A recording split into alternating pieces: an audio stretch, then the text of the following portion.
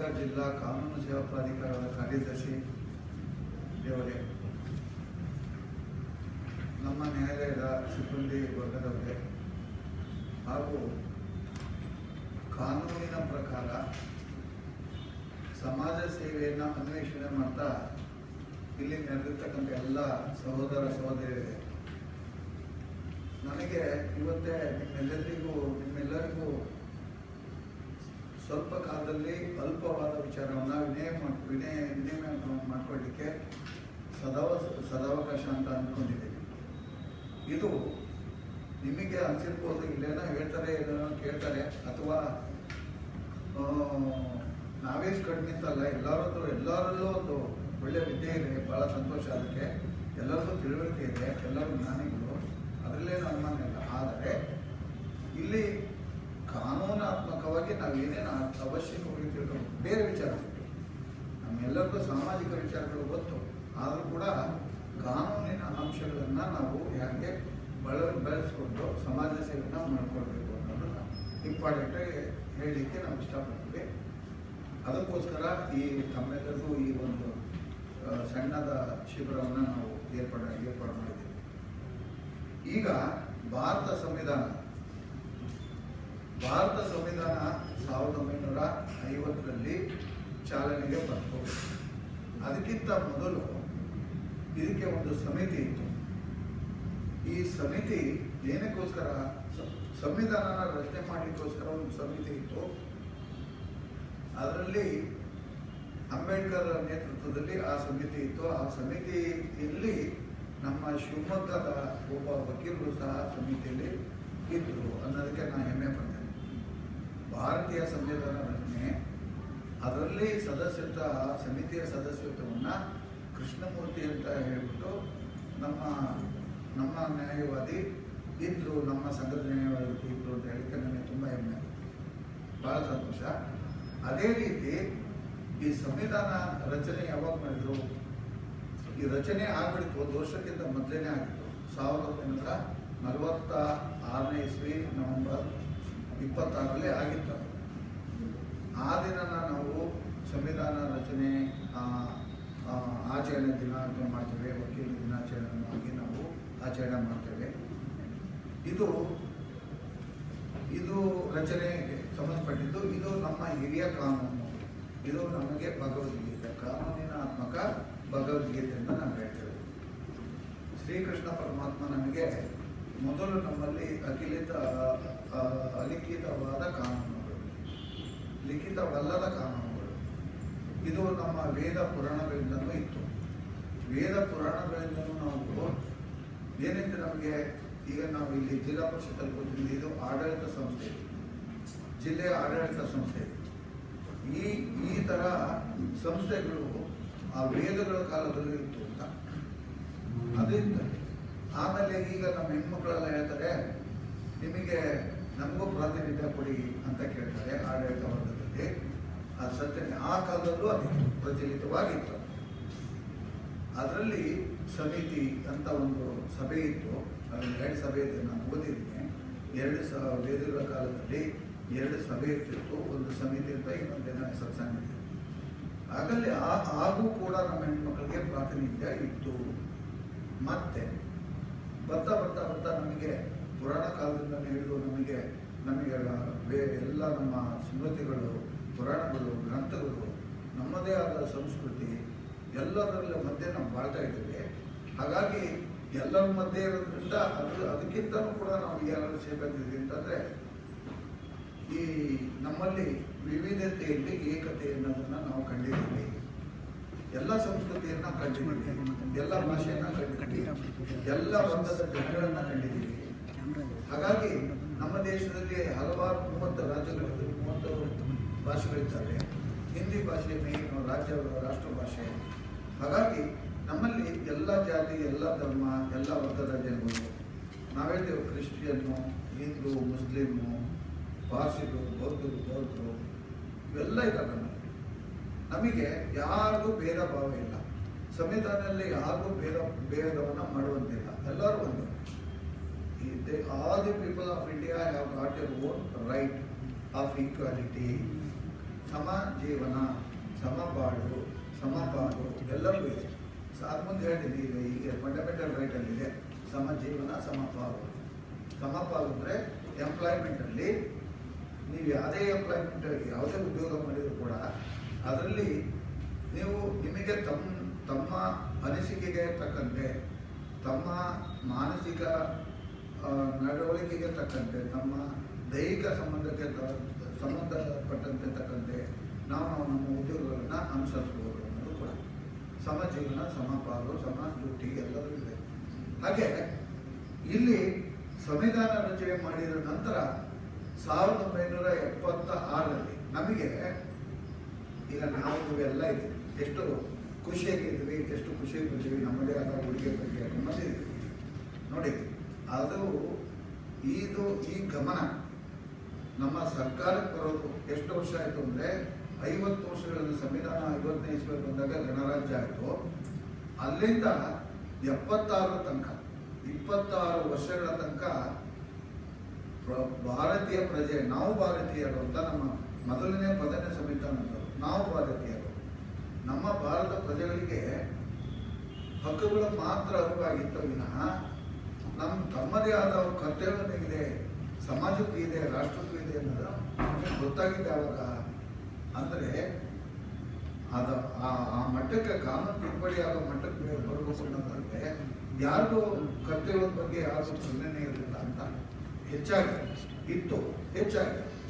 ಯಾಕೆ ಅವ ತಿದ್ದುಪಡಿ ಮಾಡಿದ್ರು ಅಂದರೆ ನಾನು ನನ್ನದು ಹೇಗೆ ನಾವು ಅಪೇಕ್ಷೆ ಕೊಡ್ತೇವೆ, ನನ್ನ ತಂದೆ, ನನ್ನ ಕುಟುಂಬ, ನನ್ನ ಸಂಬಂಧಿಕರು ಮತ್ತು ನನ್ನ ಊರು, ನನ್ನ ಜಿಲ್ಲೆ, ನಮ್ಮ ರಾಜ್ಯ ಅಂತ ಕರೀತೀವಲ್ಲ, ಅದೇ ರೀತಿ ನನ್ನದು ಅನ್ನೋ ಒಂದು ಭಾವನೆ ಬರಬೇಕು ಅನ್ನೋದಾದರೆ, ಆ ಭಾವನೆ ಬೆಳೆಸಬೇಕು ಅನ್ನೋದಾದರೆ ನಮ್ಮ ಕರ್ತವ್ಯಗಳಿದ್ದಾವೆ. ಉದಾಹರಣೆಗೇನು, ಈಗ ನಾವೆಲ್ಲ ವೇಷಭೂಷಣದಿಂದ ಬಂದಿದ್ದೀವಿ, ಸ್ವಚ್ಛವಾಗಿ ಭೂಷಣ ಬಂದಿದ್ದೀವಿ, ಸೋಪ್ ಬೇಕಾದ್ರು, ಸ್ನಾನ ಮಾಡಲಿಕ್ಕೆ, ಹಲ್ಲು ಪೇಸ್ಟ್ ಬೇಕಾದ್ರು, ಬಟ್ಟೆ ಬೇಕಾದ್ರು, ಎಲ್ಲ ಬಂದಿದ್ದೀವಿ. ಅದನ್ನು ತಯಾರು ಮಾಡಲಿಕ್ಕೆ ಯಾರು ಬೇಕು? ನನ್ನ ಕೂದಲು ಕಟಿಂಗ್ ಮಾಡಲಿಕ್ಕೆ ಯಾರು ಬೇಕು? ನನ್ನ ಊಟನ ಹೊಲ್ಕೊಡ್ಲಿಕ್ಕೆ ಯಾರು ಬೇಕು? ನೆರೆಹೊರೆಯಲ್ಲಿದ್ದರೆ ತಾನೇ ನಾವೆಲ್ಲ, ಎಲ್ಲರೂ ಇದ್ದರೆ, ಸಮಾಜ ಇದ್ದರೆ ತಾನೇ ನಮ್ದೆಲ್ಲ ಬಾಳೋ, ಇಲ್ಲೇ ಇಲ್ಲ. ಇದನ್ನು ಅದಕ್ಕೋಸ್ಕರ ನಾವೇನೇ ಆದರೂ ಯಾವುದೇ ಹುದ್ದೆಯಲ್ಲಿದ್ದರೂ ಕೂಡ ನಮ್ಮದೊಂದು ಕರ್ತವ್ಯ ಇದೆ. ನಮ್ಮ ಒಂದು ಆದ್ಯ ಕರ್ತವ್ಯ ಅಂತಂದರೆ ನನ್ನಂತೆ ಪರರು ಅನ್ನೋದನ್ನು ನಾವು ಕಲ್ತ್ಕೋಬೇಕು. ನನ್ನಷ್ಟೇ ಅವ್ರಿಗೂ ಹಕ್ಕಿದೆ ಅನ್ನೋದನ್ನು ಕಲ್ತ್ಕೋಬೇಕು. ನನ್ನಷ್ಟೇ ನನ್ನ ಧರ್ಮವನ್ನು ಪಾಲಿಸಬೇಕು ಅನ್ನೋದು ಕಲ್ತ್ಕೋಬೇಕು. ಶ್ರೀಕೃಷ್ಣ ಮಾತಾಡ್ತಾನೆ, ಧರ್ಮ ಅಂದರೆ ಏನು ಅಂತ. ಧರ್ಮ ಅಂದರೆ ಇನ್ನೊಬ್ಬರನ್ನು, ಅವನ ಜೀವನವನ್ನು, ಅವನ ಹಕ್ಕು ಪದ್ಧತಿಗಳನ್ನು ನಾವು ಗೌರವಿಸಬೇಕು. ನನ್ನ ಹಕ್ಕು ಪದ್ಧತಿಗಳನ್ನು ನೀವೆಲ್ಲರೂ ಗೌರವಿಸಬೇಕು ಅಂತ ಅದು ಶ್ರೀಕೃಷ್ಣ ಹೇಳೋ ಮಾತು. ಇದು ನಮ್ಮೆಲ್ಲರಿಗೂ ಮೂಲಭೂತವಾಗಿ ನಮಗೆ ಎಲ್ಲರಿಗೂ ಗೊತ್ತಿದೆ, ಯಾರಿಗೂ ಗೊತ್ತಿಲ್ಲದ ವಿಚಾರ. ಆದರೆ ಪದೇ ಪದೇ ನಮ್ಮ ಮರುವಿಕೆಯಿಂದಾಗಿ ಪದೇ ನಾವು ನೆನಪು ಮಾಡ್ತಾ ಇರ್ಬೇಕು. ಅದು ಕರ್ತವ್ಯದಲ್ಲಿ ಸೇರ್ಕೊಂಡ್ಬಿಡ್ತೀವಿ. ಇಲ್ಲದೆ ಇದ್ದರೆ ನಾವು ಮರ್ತು ಬಿಡ್ತೀವಿ. ಕೆಲವು ಟೈಮ್ ಸಿಟ್ಟು ಬಂದಾಗ ಎಲ್ಲ ಮರ್ತು ಬಿಡ್ತೀವಿ. ಬರೀ ಸಿಟ್ಟಿನ ಕೈಗೆ ನೋಡಿ, ನೀವು ಯಾರು ಯೋಚನೆ ಮಾಡಿ, ಸಿಟ್ಟು ಬಂದಾಗ ನಮ್ಮ ಕರ್ತವ್ಯನೂ ಮಾಡ್ತೀವಿ, ರೈಟನೂ ಮಾಡ್ತೀವಿ, ಎಲ್ಲದನ್ನೂ ಮಾಡ್ತೀವಿ. ಹಾಗಾಗಿ ಆ ಸಿಟ್ಟಿಗೆ ಹಿರಿಯರು ಹೇಳ್ತಾರೆ, ಸಿಟ್ಟಿಗೆ ಮನ ಕೊಡಬೇಡಿ, ಅದಕ್ಕೆ ಬೆಲೆ ಕೊಡಬೇಡಿ, ಅದ್ರ ಬಗ್ಗೆ ತಲೆ ಬಾರ್ಬೋದು ನೀವು ಅಂತ ಹೇಳ್ತಾರೆ. ಈ ರೀತಿಯಾಗಿ ಈ ನಮ್ಮ ಸಂವಿಧಾನ ಬಂದಾಗ ಹಕ್ಕುಗಳನ್ನು ಮಾಡ್ತಾ ಬಂದರು. ಅದರಲ್ಲೂ ಕೆಲವು ಹಕ್ಕುಗಳನ್ನು ಮೊದಲು ಬಂದು ಮಾಡಿದರು. ಆಗಲೇ ನಮ್ಮ ಸಾಹೇಬರು ಮಾತಾಡಿದರು, ರೈಟ್ ಟು ಪ್ರಾಪರ್ಟಿ ಅನ್ನೋದು ಸ್ವಲ್ಪ ರಿಮೂವ್ ಮಾಡಿದರು ಅಂತ. ಇದೆ, ಆದರೂ ಈಗಲೇ ಇಲ್ಲ ಅಂತಲ್ಲ. ಈಗ ಪ್ರಚಲಿತವಾಗಿ ಕೂಡ ಈಗ ನಾವು ಎಷ್ಟು ಬೇಕಾದ್ರೂ ಆಸ್ತಿನ ಮಾಡ್ಕೋಬಹುದು. ಮೊನ್ನೆ ತಿದ್ದುಪಡಿ ಮಾಡಿದ್ರು, ಕರ್ನಾಟಕದಲ್ಲಿ ಲ್ಯಾಂಡ್ ರಿಫಾರ್ಮ್ ಆಕ್ಟನ್ನು ತಿದ್ದುಪಡಿ ಮಾಡಿದ್ರು. ಮೊದಲೇನಿತ್ತು ಅಂತಂದರೆ ಕೆಲವು ಕಂಡೀಷನ್ಸ್ ಇತ್ತು, ಪ್ರೊಹಿಬಿಷನ್ಸ್ ಇತ್ತು. ಇಂಥವು ಕೊಳ್ಳ ಆಗಿರಲಿಲ್ಲ. ಒಬ್ಬ ಉದ್ಯೋಗಿ ಅಗ್ರಿಕಲ್ಚರ್ ಲ್ಯಾಂಡನ್ನು ಕೊಳ್ಳ ಆಗಿರಲಿಲ್ಲ. ಅಥವಾ 50,000 ಆಮೇಲೆ 50,000ದಿಂದ 2 ಲಕ್ಷ ರೂಪಾಯಿ. ಈಗ ಇಲ್ಲೇ ಇಲ್ಲ, 2 ಲಕ್ಷ ಹಣ ಇದ್ದವರು, ವಾರ್ಷಿಕ ಆದಾಯ ಇದ್ದರು ಕೊಳ್ಳಾಕಿರಲಿಲ್ಲ ಅಂತ ಇತ್ತು. ಈಗ ಅದನ್ನು ರಿಮೂವ್ ಮಾಡಿ ಯಾರು ಎಷ್ಟು ಬೇಕಾದರೂ ಕೊಳ್ಳಬಹುದು ಅನ್ನೋದು ಆಯಿತು. ಮತ್ತು ಇನ್ನೇನು ಒಂದು ಪೇಪರ್ ನೋಡ್ತಾ ಇದ್ದೆ, ಅದರಲ್ಲೂ ಸ್ವಲ್ಪ ಬದಲಾವಣೆ ಕಂಡುಕೊಳ್ತಾ ಇದೆ. ಅಂದರೆ ಒಬ್ಬ ಮನುಷ್ಯ 50 ಎಕರೆ ನಮ್ಮ ಕೃಷಿ ಭೂಮಿಯನ್ನು ಇಟ್ಕೋಬಹುದು ಅಂತ, ಅವನು ಕೊಂಡ್ಕೋಬಹುದು ಅಂತ. ಮನೆಗಳು apart from house of properties. ಹಾಗಾಗಿ ಈಗ ಆ ತಿದ್ದುಪಡಿಗೂ ಆದರೂ ಕೂಡ ಈ ಆಗಾಗ ನಮ್ಮ ಅವಶ್ಯಕತೆಗೆ ತಕ್ಕಂತೆ ತಿದ್ದುಪಡಿಗಳು ಆಗ್ತಾ ಇರ್ತವೆ. ಇದು ಅದರಲ್ಲಿ ಏನು ಹಕ್ಕು ಇದಿಲ್ಲ. ಈಗ ನಾವು ಈಗ ನಿಮ್ಮೆಲ್ಲರಿಗೂ ನಮಗೆ ಗೊತ್ತಿದೆ, ನಿಮ್ಮೆಲ್ಲರ ತಂದೆ ತಾಯಿಗಳು ನಮಗೆ ಮನೆಯ ಮೊದಲ ಪಾಠಶಾಲೆ, ತಾಯಿ ಮೊದಲ ದೇವರು ಅಂತ ನಮ್ಮೆಲ್ಲರಿಗೂ ಗೊತ್ತಿದೆ. ನಮ್ಮ ಸಂಸ್ಕೃತಿನೇ ಅಂತದ್ದು. ಯಾರು ಕಲಿಸ್ತಾ ಇದ್ರು, ಮೇಷ್ಟ್ರು ಬರೋದಕ್ಕಿಂತ ಮೊದಲು, ನಮ್ಮ ಉಪಾಧ್ಯಾಯರ ಆಗಮನದಕ್ಕಿಂತ ಮೊದಲು ನಮ್ಮ ತಾಯಿಯಂದ್ರೆ ನಮಗೆ ಗುರು, ಮೊದಲನೇ ಗುರು. ಆಕೆ ನಮಗೆ ಎಲ್ಲ ವಿದ್ಯೆಯನ್ನು ಕಲಿಸ್ಕೊಡ್ತಾಳೆ. ಸುಳ್ಳು ಹೇಳಬಾರ್ದು, ಇಲ್ಲೇ ಇಟ್ಟಿದ್ದೆ, ಇಲ್ಲೇ ಹೆಚ್ಚಿಗೆ ಒಂದು ಇಟ್ಟೆ ಹಣ್ಣು ಇಟ್ಟಿದ್ದೆ ತಗೊಂತಿದ್ದೆ ನೀನು ಅಂತ ಸುಳ್ಳು ಹೇಳಬಾರ್ದು, ನಿಜ ಹೇಳುವಂತ. ಕದ್ದು ಒಂದು 10-15 ಪೈಸೆ ಕದ್ದಿದ್ಯಾ ನೀನು ಅಂತ ಹೇಳ್ತಾರೆ. ತಪ್ಪು, ಅದು ಕದಿಬಾರ್ದು ಅಂತ ಹೇಳ್ತಾರೆ. ಸುಳ್ಳು ಹೇಳಬಾರ್ದು, ಕದಿಲಬಾರ್ದು. ಶಾಲೆ ಹೋದಾಗ ಕ್ಲೀನಾಗಿ ಶಾಲೆ ಹೋಗಿ ಅಲ್ಲಿ ಕೂತು ಕೇಳಿ ಮತ್ತೆ ಸೀದಾ ಮನೆಗೆ ಬರಬೇಕು. ಅಕ್ಕಪಕ್ಕದ ತೋಟಗಳಲ್ಲಿ ಬೆಳ್ಳಕಾಕಿರ್ಬಾರ್ದು, ಮೈಕಾಕಿರ್ಬಾರ್ದು ಅಂತ ಹೇಳ್ತಾರೆ. ಇದು ನೋಡಿ ಹೇಗಿದೆ ಅಂತಂದರೆ, ಎಷ್ಟು ಕ್ಲೀನ ನಮ್ಮ ತಾಯಿಯಿಂದ ನಮಗೆ, ಅದೇ ಮೊದಲನೆಯ ಮೋಲ್ಡಿಂಗ್ ನಮಗೆ ಎಷ್ಟು ಕ್ಲೀನಾಗಿ ನಮಗೆ ಕಲಿಸ್ತಾರೆ ಅಂದರೆ, ಅವರಿಗೆ ಈ ಜ್ಞಾನ ಎಲ್ಲ ಇರಲ್ಲ, ಎಲ್ಲ ತಾಯಂದ್ರಿಗೆ ಇರಲ್ಲ. ಆದರೂ ಕೂಡ ನಮ್ಮ ಸಂಸ್ಕೃತಿ, ನಮ್ಮ ನಡೆನುಡೆ, ನಮ್ಮ ರಿಲಿಜನ್ನು, ನಮ್ಮ ಪರಿಸರ ಇದೆಲ್ಲದೂ ಸೇರಿ ನಮ್ಮನ್ನು ಮೊಲ್ಡ್ ಮಾಡುತ್ತೆ. ನಮ್ಮ ತಾಯಿ ಜೊತೆಗೆ ದೊಡ್ಡವರಾದಂಗೆ ನಮ್ಮ ಪರಿಸರನೂ ಕೂಡ ನಮ್ಮನ್ನು ಮೊಲ್ಡ್ ಮಾಡುತ್ತೆ ಅಂತ, ನಮ್ಮನ್ನು ಮನುಷ್ಯನಾಗಿ ಮಾಡುತ್ತೆ ನೋಡಿ. ಹೀಗಿದ್ದಾಗ ಅದರ ಜೊತೆಗೆ ಅದಕ್ಕಿಂತ ಮೊದಲು ನಮಗೆ ಕಾನೂನುಗಳಿದ್ದರೂ ಕೂಡ ಅಲಿಖಿತ ರೂಪದಲ್ಲಿ ಇತ್ತು ಅದಕ್ಕೆ ಅಂತ. ಅದಕ್ಕಿಂತ ಮೊದಲು ಏನಿತ್ತು, ಈ ಮೊಘಲರು ನಮ್ಮ ರಾಜ್ಯನ, ಇಡೀ ಭಾರತವನ್ನು ಆಕ್ರಮಣ ಮಾಡಬೇಕಾದ್ರೆ ಹಲವಾರು ರಾಜ್ಯಗಳಿದ್ದು ನಮ್ಮ ಇಂಡಿಯಾದಲ್ಲಿ. ಆ ಕಾಲದಲ್ಲೂ ಸಹ ಇದು ನಾವು ಏನನ್ನ ಬಳಸ್ತಾ ಇದ್ರು, ನಮ್ಮ ನಡೆ ನುಡಿ, ನಮ್ಮ ಸಂಸ್ಕೃತಿ, ನಮ್ಮಲ್ಲಿರ್ತಕ್ಕಂಥ ನಡವಳಿಕೆಗಳೇ ನಮ್ಮ ಕಾನೂನುಗಳಾಗಿದ್ದವು. ಲಿಖಿತ ರೂಪದಲ್ಲಿ ಏನೂ ಇರಲಿಲ್ಲ. ಆ ಕಾಲದಲ್ಲಿ ರಾಜ ಕಾನೂನು, ಕಿಂಗ್ ಮೇಡ್ ಲಾಸ್ ಅಂತ ಇರ್ತಿತ್ತು. ರಾಜ ಏನು ಹೇಳ್ತಾನೆ ಅವನೇ ಅದೇ ಕಾನೂನು ಅಂತ, ಕಿಂಗ್ ಮೇಡ್ ಲಾಸ್ ಅಂತ. ಅದು ಬಿಟ್ಟರೆ ಮತ್ತೆ ಬೇರೆ ಕಾನೂನು ಇರಲಿಲ್ಲ. ಈ ಮೊಘಲು ಸಾಮ್ರಾಜ್ಯ ಸ್ಥಾಪನೆ ಆದ ನಂತರ ಡಚ್ಚರು, ಫ್ರೆಂಚರು ಮತ್ತು ಇಂಗ್ಲೀಷ್ನವರು ನಮ್ಮ ರಾಜ್ಯನ ಕಬಳಿಸೋಕ್ಕೆ ಪ್ರಯತ್ನ ಮಾಡಿದರು, ಕಬಳಿಸಿದ್ರು. ಅದರಲ್ಲಿ ಯಶಸ್ವಿಯಾದರು ಈ ಇಂಗ್ಲೀಷ್ನವರು.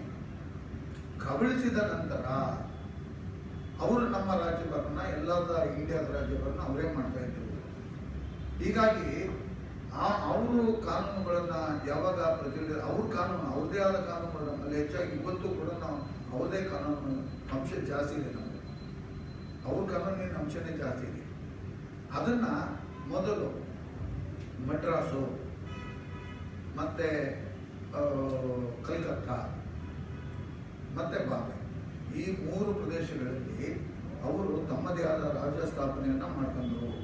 ರಾಜ್ಯಾಭಿಷೇಕ ಮಾಡಲಿಕ್ಕೆ ಈ 3 ಸ್ಥಾನಗಳನ್ನು ಆಯ್ಕೆ ಮಾಡ್ಕೊಂಡ್ರು. ಅಲ್ಲಿಂದಲೇ ಶುರುವಾಯಿತು. ಆಮೇಲೆ ಅದಾಲತ್ ಅಂತ ನ್ಯಾಯಾಲಯ ವ್ಯವಸ್ಥೆನೂ ಮಾಡಿದರು. ಒಂದು ರೆಗ್ಯುಲೇಟಿಂಗ್ ಆ್ಯಕ್ಟ್ ಅಂತ ಆಗುತ್ತೆ 1773ರಲ್ಲಿ. ಅದರಲ್ಲಿ ಸುಪ್ರೀಂ ಕೋರ್ಟ್ ಮಾಡಿದರು. ಆಮೇಲೆ ಹಲವಾರು ಹಲವಾರು ನ್ಯಾಯಾಲಯಗಳ ವ್ಯವಸ್ಥೆಯನ್ನು ಮಾಡ್ಕೊಂಡ್ರು. ಅದರಲ್ಲೂ ಕೂಡ ನಮ್ಮ ವಕೀಲರು ಇರ್ತಾಯಿದ್ರು, ಆ ಕಾಲದಲ್ಲೂ ಇರ್ತಾಯಿದ್ರು. ಯಾಕೆಂದರೆ ರಕ್ಷಣೆನ ಬೇಡಿ, ಯಾರಿಗೆ ಅವರವರ ಕ್ಲೈಂಟಿಗೆ, ನಮ್ಮ ಜನಸಾಮಾನ್ಯರ ರಕ್ಷಣೆ ಬೇಡಿ ಅವರು ನ್ಯಾಯಾಲಯದಿಂದ ಹಾಜರಾಗ್ತಾ ಇದ್ರು. ಈಗ ನಾವೆಲ್ಲ ವಕೀಲರು, ನಾವು ನಮಗೋಸ್ಕರ ಅಲ್ಲ, ನಮ್ಮ ಉದ್ಯೋಗ ಅಷ್ಟೇ, ನಮ್ಮದಷ್ಟೇ. ನಮ್ಮ ಕರ್ತವ್ಯ ಬೇರೆಯವರ ಹಕ್ಕುಗಳನ್ನು ಕಾಪಾಡುವುದು, ಆಸ್ತಿ ಮೌಲ್ಯಗಳನ್ನು ಕಾಪಾಡುವುದು, ಪ್ರಾಣ ರಕ್ಷಣೆಗೆ ಒತ್ತುಗಳನ್ನು ಕಾಪಾಡುವುದು, ಇದು ನಮ್ಮ ಕರ್ತವ್ಯ. ಹಾಗಾಗಿ ಈಗ ನಮ್ಮ ಲಿಖಿತವಾದ ಕಾನೂನು, ನಮ್ಮ ಸಂವಿಧಾನ ಬಂದ ನಂತರ ಲಿಖಿತವಾದ ಕಾನೂನು ನಮಗೆ ಬಂದಿದೆ. ಅದೇ ನಮ್ಮ ಉಪನಿಷತ್ತು ನಿಜ. ಆದರೆ ಆ ಲಿಖಿತವಾದ ಕಾನೂನಿನಲ್ಲಿ ನಾವು ಹೇಳಿದಂತೆ ಒಂದು ಹೆಚ್ಚು ಕಡಿಮೆ ಒಂದು ನನಗೆ ಗೊತ್ತಿದ್ದ ಒಂದು 50ರಿಂದ 60 ತಿದ್ದುಪಡಿ ಆಗಿದೆ. ಇರಲಿ, ತಿದ್ದುಪಡಿ ಆದ ನಂತರ ಮೊನ್ನೆ ಒಂದು ತಿದ್ದುಪಡಿ ಆಗಿದೆ. ಈ ತಿದ್ದುಪಡಿ ಆದ ನಂತರ ಈ ಫಂಡಮೆಂಟಲ್ ರೈಟ್ಸ್ಗಳಲ್ಲಿ ಯಾವುದೇ ತಿದ್ದುಪಡಿ ನಾವು ಕಾಣಲಿಲ್ಲ, ಇರಲಿ. ಆದರೂ ಕೂಡ ನಾವು ಈ ಕಾನೂನಿನ ಇದೇ ಮೂಲಭೂತವಾದ ಕಾನೂನು, ನಾವು ಏನೇ ಕಾನೂನುಗಳನ್ನು ಮಾಡಿದರೆ ನಮಗೆ 3 ರೀತಿಯ ಅಂಗಸಂಸ್ಥೆಗಳಿವೆ. ಯಾವುದು ಅಂದರೆ ಶಾಸಕಾಂಗ, ಮತ್ತು ಕಾರ್ಯಾಂಗ, ಮತ್ತು ನ್ಯಾಯಾಂಗ. ಈ 3 ಸಂಸ್ಥೆಗಳು ಹಿರಿಯ ಕಾನೂನಿನ ಅಡಿಯಲ್ಲಿ ತನ್ನದೇ ಆದ ಕೆಲಸವನ್ನು ನಿರ್ವಹಿಸಬೇಕು ಅನ್ನೋದು ನಮ್ಮ ಮೂಲಭೂತ ವ್ಯವಸ್ಥೆ. ಏನೇ ಕಾನೂನುಗಳನ್ನು ಮಾಡಿದರೂ ಕೂಡ ಇದಕ್ಕೆ, ಈ ಸಂವಿಧಾನಕ್ಕೆ ನಾವು ಅನುಗುಣವಾಗಿ ಮಾಡ್ಕೋಬೇಕು, ಅದರ ಅಡಿಯಲ್ಲೇ ಮಾಡ್ಕೋಬೇಕು. ಅದಕ್ಕೆ ಯಾವುದೇ ವಿರೋಧವನ್ನು ಮಾಡುವಂತಿಲ್ಲ, ಯಾವುದೇ ಕಾನೂನನ್ನು ತರುವಂತಿಲ್ಲ ಅನ್ನೋದು ಮೂಲಭೂತ ವ್ಯವಸ್ಥೆ ಇದೆ. ಇದನ್ನು ನಾವು ತಿಳ್ಕೊಬೇಕು. ಅದನಂತರ ಇಲ್ಲಿ ನಾನು ಈಗ ನನಗೆ ಒಂದೇ 1 ಗಂಟೆ ಕೊಟ್ಟಿದ್ದಾರೆ. ನನಗೆ ಒಂದು ಡ್ಯೂಟೀಸ್ ಹೇಳೋಕ್ಕೆ 1 ಗಂಟೆ ಬೇಕು, ಇದು 1 ಗಂಟೆ ಬೇಕು, ಬೇಡ ಬೇಕು ಹೇಳ್ತೀನಿ. ನೀವೆಲ್ಲರಿಗೂ ಅರ್ಥ ಮಾಡೋಕ್ಕಂಥ ಕೆಪಾಸಿಟಿ ಇರೋದ್ರಿಂದ ಏನು ತೊಂದರೆಗಳ ಇದ್ದೇನೆ, ನಾವೇನು ಹೊಸದಾಗಲಿಕ್ಕೆ ಅಂತ ಓದಿ ತಿಳ್ಕೊಬೇಕಾಗಿದ್ದೇನಿಲ್ಲ, ಕೇಳಿದರೆ ಸಾಕು. ನೋಡಿ, ಅದರಲ್ಲಿ ಮೊದಲ ರೈಟ್ ಟು ಈಕ್ವಾಲಿಟಿ ಅಂತ ಹೇಳ್ತೀವಿ. ನಾವೆಲ್ಲರೂ ಇರ್ಬೋದು, ಯಾವುದೇ ಜಾತಿ ಇರ್ಬೋದು, ಯಾವುದೇ ಕುಲ ಇರ್ಬೋದು, ಯಾವುದೇ ಧರ್ಮ ಇರ್ಬೋದು, ಹೆಣ್ಣಿರ್ಬೋದು, ಗಂಡಿರ್ಬೋದು, ನಾವೆಲ್ಲರೂ ಒಂದೇ. ನಮ್ಮೆಲ್ಲರಿಗೂ ಸಮಾನ ಬಾಳು, ಸಮಬಾಳು, ಸಮಪಾಲು ಅನ್ನೋದು ನಮ್ಮೆಲ್ಲರಿಗೂ ಗೊತ್ತಿರ್ತಕ್ಕಂಥ ವಿಚಾರ. ನಾವೆಲ್ಲರೂ ನಡ್ಕೊಂತ ಇದ್ದದ್ದು ವಿಚಾರ. ಹಾಗೆಯೇ ಈಗಲೂ ಅಷ್ಟೇ, ನಾವೆಲ್ಲರೂ ಒಂದು, ನಾವು ಏಕತೆಯನ್ನು ಕಾಪಾಡೋದ್ರಲ್ಲಿ ನಾವೆಲ್ಲರೂ ಒಂದೇ ಅನ್ನೋದನ್ನ ನಾವು ತಿಳ್ಕೋಬೇಕು. ನಮ್ಮ ಸಂವಿಧಾನ ಅಂತ ಹೇಳ್ಕೊಟ್ಟಿದೆ. ಆಮೇಲೆ ನಾವು ಯಾರನ್ನೂ ಕೂಡ ಯಾವುದೇ ಆ ಜಾತಿಯವನು, ಈ ಜಾತಿಯವನು, ಆ ಒಂದು ಸಂಸ್ಕೃತಿಯನ್ನು, ಈ ಸಂಸ್ಕೃತಿಯನ್ನು ಅಂತ ಹೇಳಿಬಿಟ್ಟು ನಾವು ಯಾವುದೇ ಭೇದ ಭಾವನ ಮಾಡಬಾರ್ದು ಅಂತ ಹೇಳಿದೆ. ಯಾವುದೇ ಜಾತಿ ಇರಲಿ, ಯಾವುದೇ ಸಂಸ್ಕೃತಿ ಇರಲಿ, ಯಾವುದೇ ಭಾಷಿಕನಾಗಿರಲಿ, ಯಾರೇ ಇರಲಿ ಕೂಡ ಅವನ್ನ ನಾವು ಒಂದೇ, ನಾವೆಲ್ಲ ನಾವು ಭಾರತೀಯರು.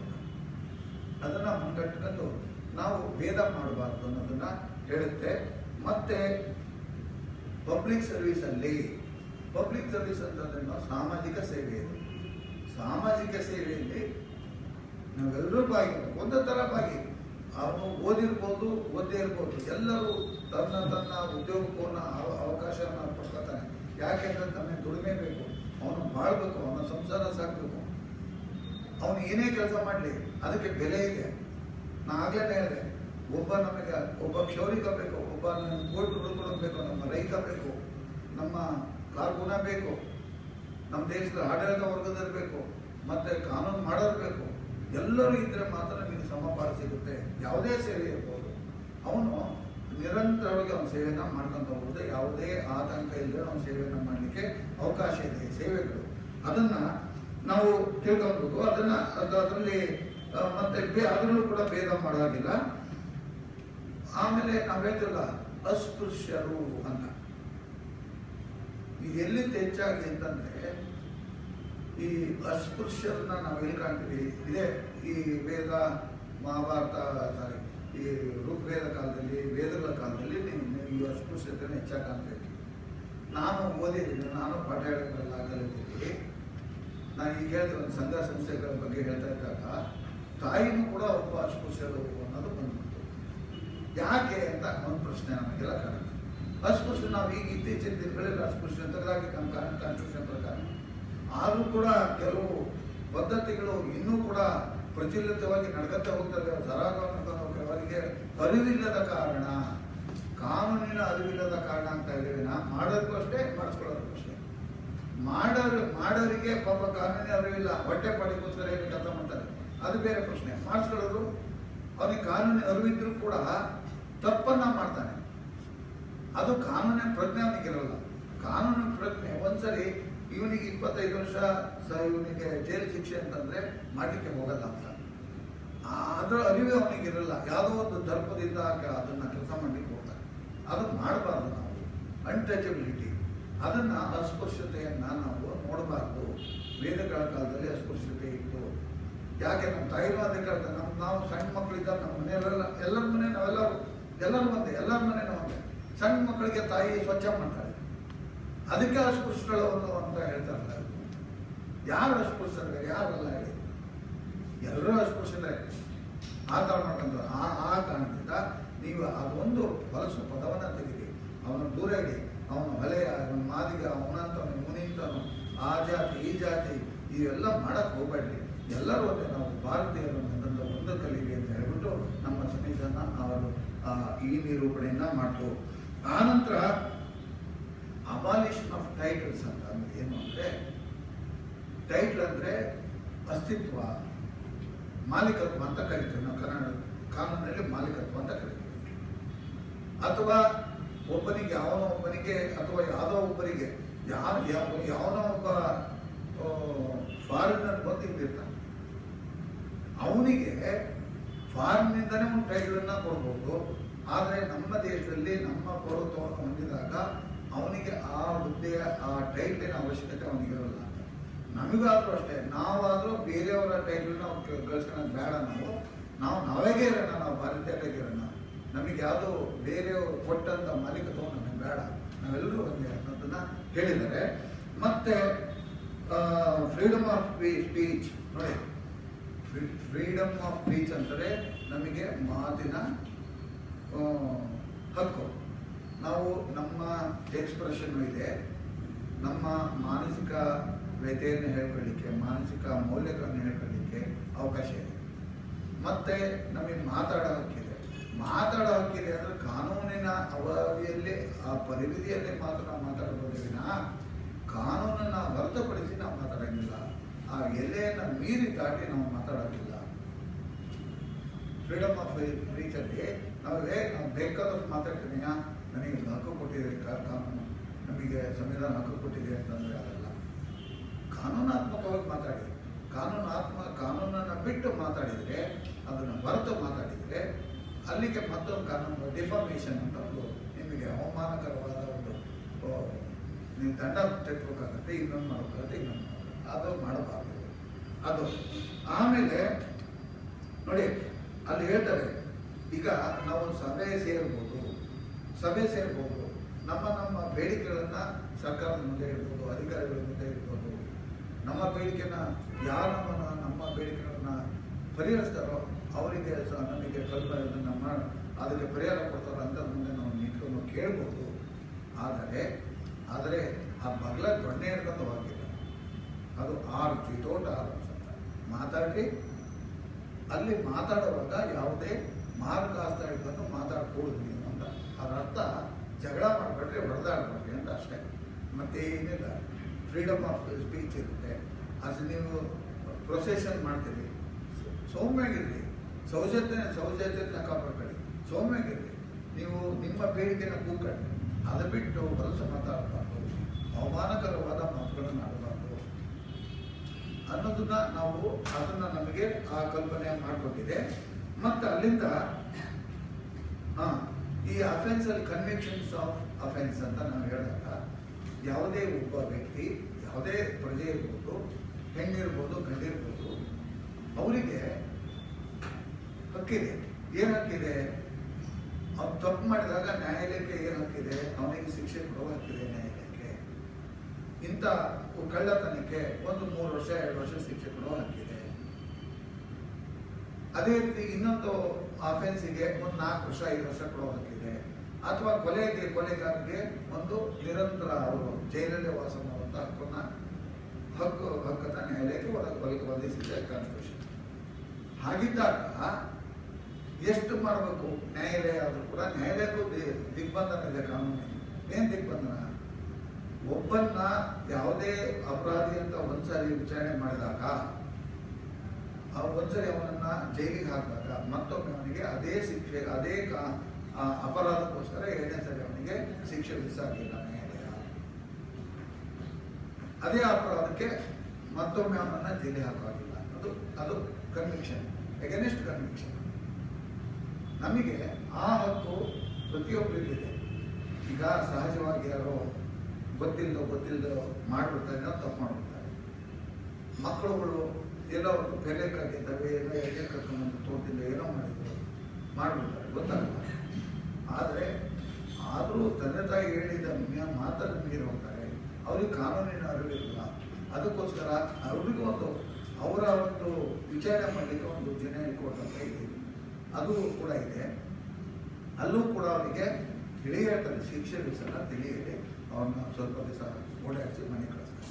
ಹಾಗೆ ಇಲ್ಲಿ ಈ ಮತ್ತೆ ಅದೇ ರೀತಿ ಪೆನಾಲ್ಟಿ ಹಾಕಬೇಕಾದ್ರೂ ಒಂದು ಯಾವುದೇ ಒಂದು ಸಣ್ಣ ಅಪರಾಧಕ್ಕೆ, ಈಗ ಗಾಡಿ ಓಡಿಸೋಕೆ ಡಿ ಇರಲಿಲ್ಲ ಅಂತ ಹೇಳ್ತಾರೆ, ಅವರು ಅಲ್ಲೇ ಕಳಿಸ್ಕೊಂತ ದುಡ್ಡು ಕಟ್ಟದೇ ಇದ್ದರೆ ಕೋರ್ಟಿಗೆ ಕಳಿಸ್ತಾರೆ, ಕೋರ್ಟಲ್ಲಿ 200 ರೂಪಾಯಿ 300 ರೂಪಾಯಿ ಇರುತ್ತೆ ಅಂತ ಹೇಳ್ತಾರೆ. ಅದಕ್ಕಿಂತ ಹೆಚ್ಚಿಗೆ ಹಾಕೋದಿಲ್ಲ.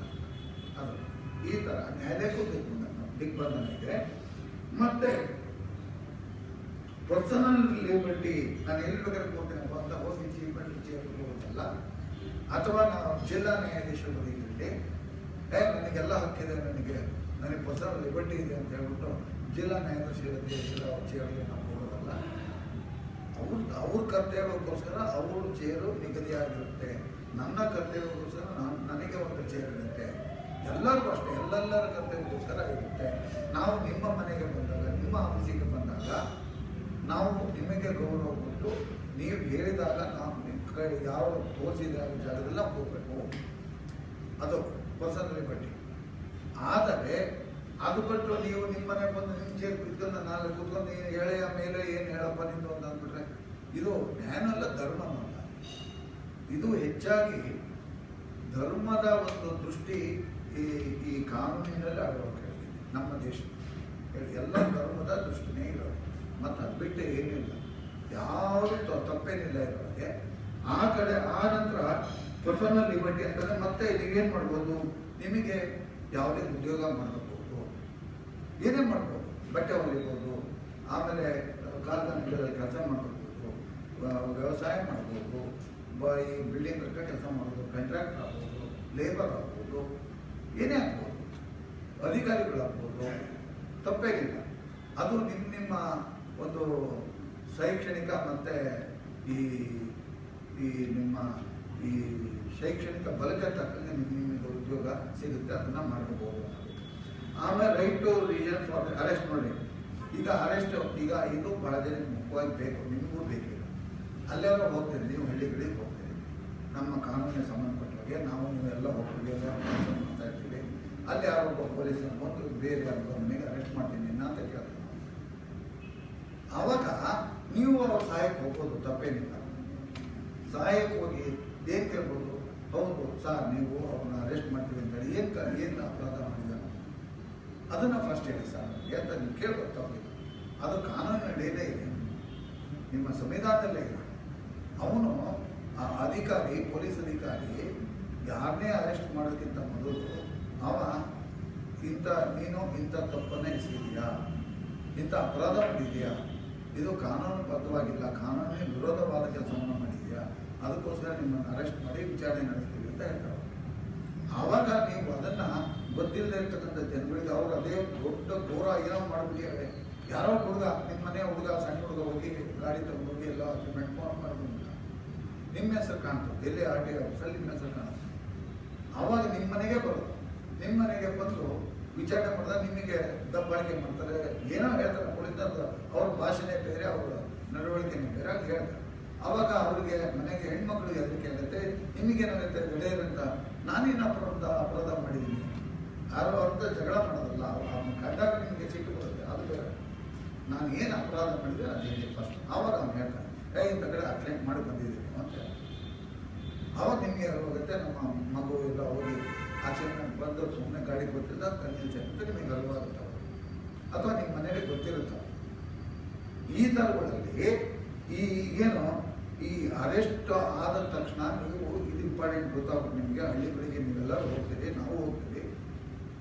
ಸಾಮಾನ್ಯ ಜನಗಳಿಗೆ ಇದ್ರ ಬಗ್ಗೆ ಅರಿವನ್ನೇ ಮೂಡಿಸ್ಬೇಕು. ಆಮೇಲೆ ಎರಡನೇದಾಗಿ ನೀವೇನೇ ಮಾಡಬೇಕು, ಹೌದು ಈ ತಕ್ಷಣ ಯಾರು ಒಬ್ಬ ಲಾಯರ್ನ ನಾವು ನೇಮಕ ಮಾಡ್ತೀವಿ, ಅವಕಾಶ ಕೊಡಿ ಸರ್, ಆ ಪೊಲೀಸ್ ಸ್ಟೇಷನ್ಗೆ ನೀವು ಫೋನ್ ಮಾಡ್ಬೋದು, ತಪ್ಪೇನಿಲ್ಲ. ಪೊಲೀಸ್ನವ್ರ ಹತ್ರ ಫೋನ್ ಕಿತ್ಕೊಂಡು ನೀವು ಫೋನ್ ಮಾಡ್ಬೋದು.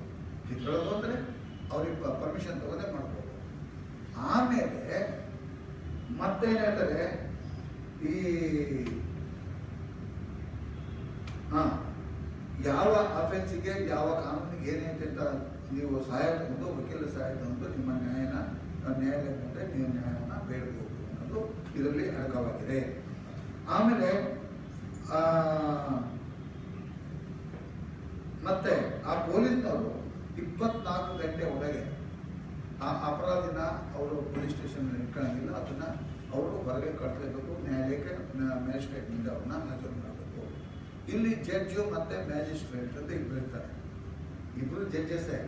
ಯಾಕೆ ಮ್ಯಾಜಿಸ್ಟ್ರೇಟ್ ಅಂತಂದರೆ ಯಾವ ಕಾನೂನಿನಲ್ಲಿ ಅವರು ಜಡ್ಜ್ ಆಗ್ತಾರೆ, ಯಾವ ಕಾನೂನಿನಲ್ಲಿ ಮ್ಯಾಜಿಸ್ಟ್ರೇಟ್ ಆಗ್ತಾರೆ ಅನ್ನೋದು ಗಮನಕ್ಕೆ ಇರಲಿ. ಅಲ್ಲಿ ಹೋಗಿ ನಮ್ಮ ಜಡ್ಜ್ ಹತ್ರ ನ್ಯಾಯಾಧೀಶರು ನ್ಯಾಯಾಧೀಶರೇ, ವ್ಯತ್ಯಾಸ ಇಷ್ಟೇ. ಈ ಕ್ರಿಮಿನಲ್ ಅಪರಾಧ ಕೇಸ್ಗಳಿಗೆ, ಆ ಕೇಸನ್ನು ಯಾರು ಟ್ರೈ ಮಾಡ್ತಾರೋ, ಯಾರು ನಡೆಸ್ತಾರೋ, ಯಾವ ನ್ಯಾಯಾಧೀಶರ ಮುಂದೆ ಆ ಕ್ರಿಮಿನಲ್ ಕೇಸ್ಗಳು ನಡೀತಾವೋ ಅವರಿಗೆ ಮ್ಯಾಜಿಸ್ಟ್ರೇಟ್ ಅಂತ ಕರೀತಾರೆ. ಈಗ ಈ ನಮ್ಮ ತಾಲೂಕು ದಂಡಾಧಿಕಾರಿ ಅಂತ ಕರಿತೀವಿ, ಅವರು ಮ್ಯಾಜಿಸ್ಟ್ರೇಟ್. ಯಾರು? ತಹಸೀಲ್ದಾರು, AC, DC, ಜಿಲ್ಲಾ ಮ್ಯಾಜಿಸ್ಟ್ರೇಟ್ ಅಂತ ಕರೀತಾರೆ. ಮ್ಯಾಜಿಸ್ಟ್ರೇಟ್ ಅಂದರೆ ಇಲ್ಲಿ ಜಿಲ್ಲಾ ಮ್ಯಾಜಿಸ್ಟ್ರೇಟ್ ಅಂದರೆ DC ಅಂತ ಹೇಳ್ಬೇಕು ನೀವು. ತಾಲೂಕಾ ಮ್ಯಾಜಿಸ್ಟ್ರೇಟ್ ಅಂದರೆ ತಾಲೂಕು ಆಫೀಸರ್ಗೆ ಹೇಳ್ಬೇಕು, ತಾಲೂಕು ತಹಸೀಲ್ದಾರಿಗೆ ಹೇಳ್ಬೇಕು ನೀವು, ನೆನ್ಪಿಟ್ಕೋಬೇಕು. ಅವರಿಗೆ ಕೆಲವು ಅಧಿಕಾರನ ಕಾನೂನಿನಲ್ಲಿ ಕೆಲವು ಅಧಿಕಾರ ಕೊಟ್ಟಿದ್ದಾರೆ. ಅವರು ಕೇಸ್ಗಳು ನಡೆಸೋದಲ್ಲ, ಕ್ರಿಮಿನಲ್ ಅಪರಾಧ ನಡೆಸದೇ ಇದ್ರು ಕೂಡ ಕೆಲವು ಒಮ್ಮೆ ಈ 144 ದಂಗೆ ದರೋಡೆಗಳು ಏನಾರು ಆದಾಗ, ಸಾಮಾಜಿಕ ತೊಂದರೆಗಳಾದಾಗ, ಶಾಂತಿ ಹಾಳಾದಾಗ, ಶಾಂತಿ ಕಟ್ಟದಾಗ ಅವರಿಗೆ 144 ಸೆಕ್ಷನ್ ಅದನ್ನು ನಿರ್ಬಂಧ ಮಾಡುವಂಥ ಹಕ್ಕು ಅವ್ರಿಗೆಲ್ಲ ಇರುತ್ತೆ. ಮತ್ತು ಮ್ಯಾಜಿಸ್ಟ್ರೇಟ್, ಎರಡನೇ ಮ್ಯಾಜಿಸ್ಟ್ರೇಟ್ ಅದು ನಮ್ಮ ನ್ಯಾಯಾಧೀಶ. ಈ ಪ್ರಕರಣ ಅಪರಾಧ ಪ್ರಕರಣಗಳನ್ನ ಅವರ ಆ ನ್ಯಾಯಾಲಯ ಯಾವ ನ್ಯಾಯಾಧೀಶ ನಡೆಸ್ತಾರೋ ಅವರಿಗೆ ಮ್ಯಾಜಿಸ್ಟ್ರೇಟ್ ಅಂತ ಕರೀತಾರೆ ಅಂತ ನೀವು ನೆನಪಿಸಬಹುದು. ಇದು ಈ ಎರಡು ಭೇದ ಇದೆ ಇಲ್ಲಿ. ಆಮೇಲೆ ಸಿವಿಲ್ ಪ್ರಕರಣಗಳನ್ನು ನಡೆಸೋಂಥವರಿಗೆ ಸಾಮಾನ್ಯವಾಗಿ ಸಿವಿಲ್ ಜಡ್ಜಸ್ ಅಂತ ಕರೀತಾರೆ. ಜಡ್ಜ್ ಅಂತ ಇವರು ಜಡ್ಜ್, ಅವರು ಜಡ್ಜ್, ಅದರಲ್ಲೇನೇ ಮನೆ ಇಲ್ಲ. ಈ ಥರ ಈ ಒಂದು ಸ್ವಲ್ಪ ಸಣ್ಣ ಭೇದ ಇರುತ್ತೆ, ಅದನ್ನು ತಿಳ್ಕೊಂಡು ಸಾಕು. ಮತ್ತೆ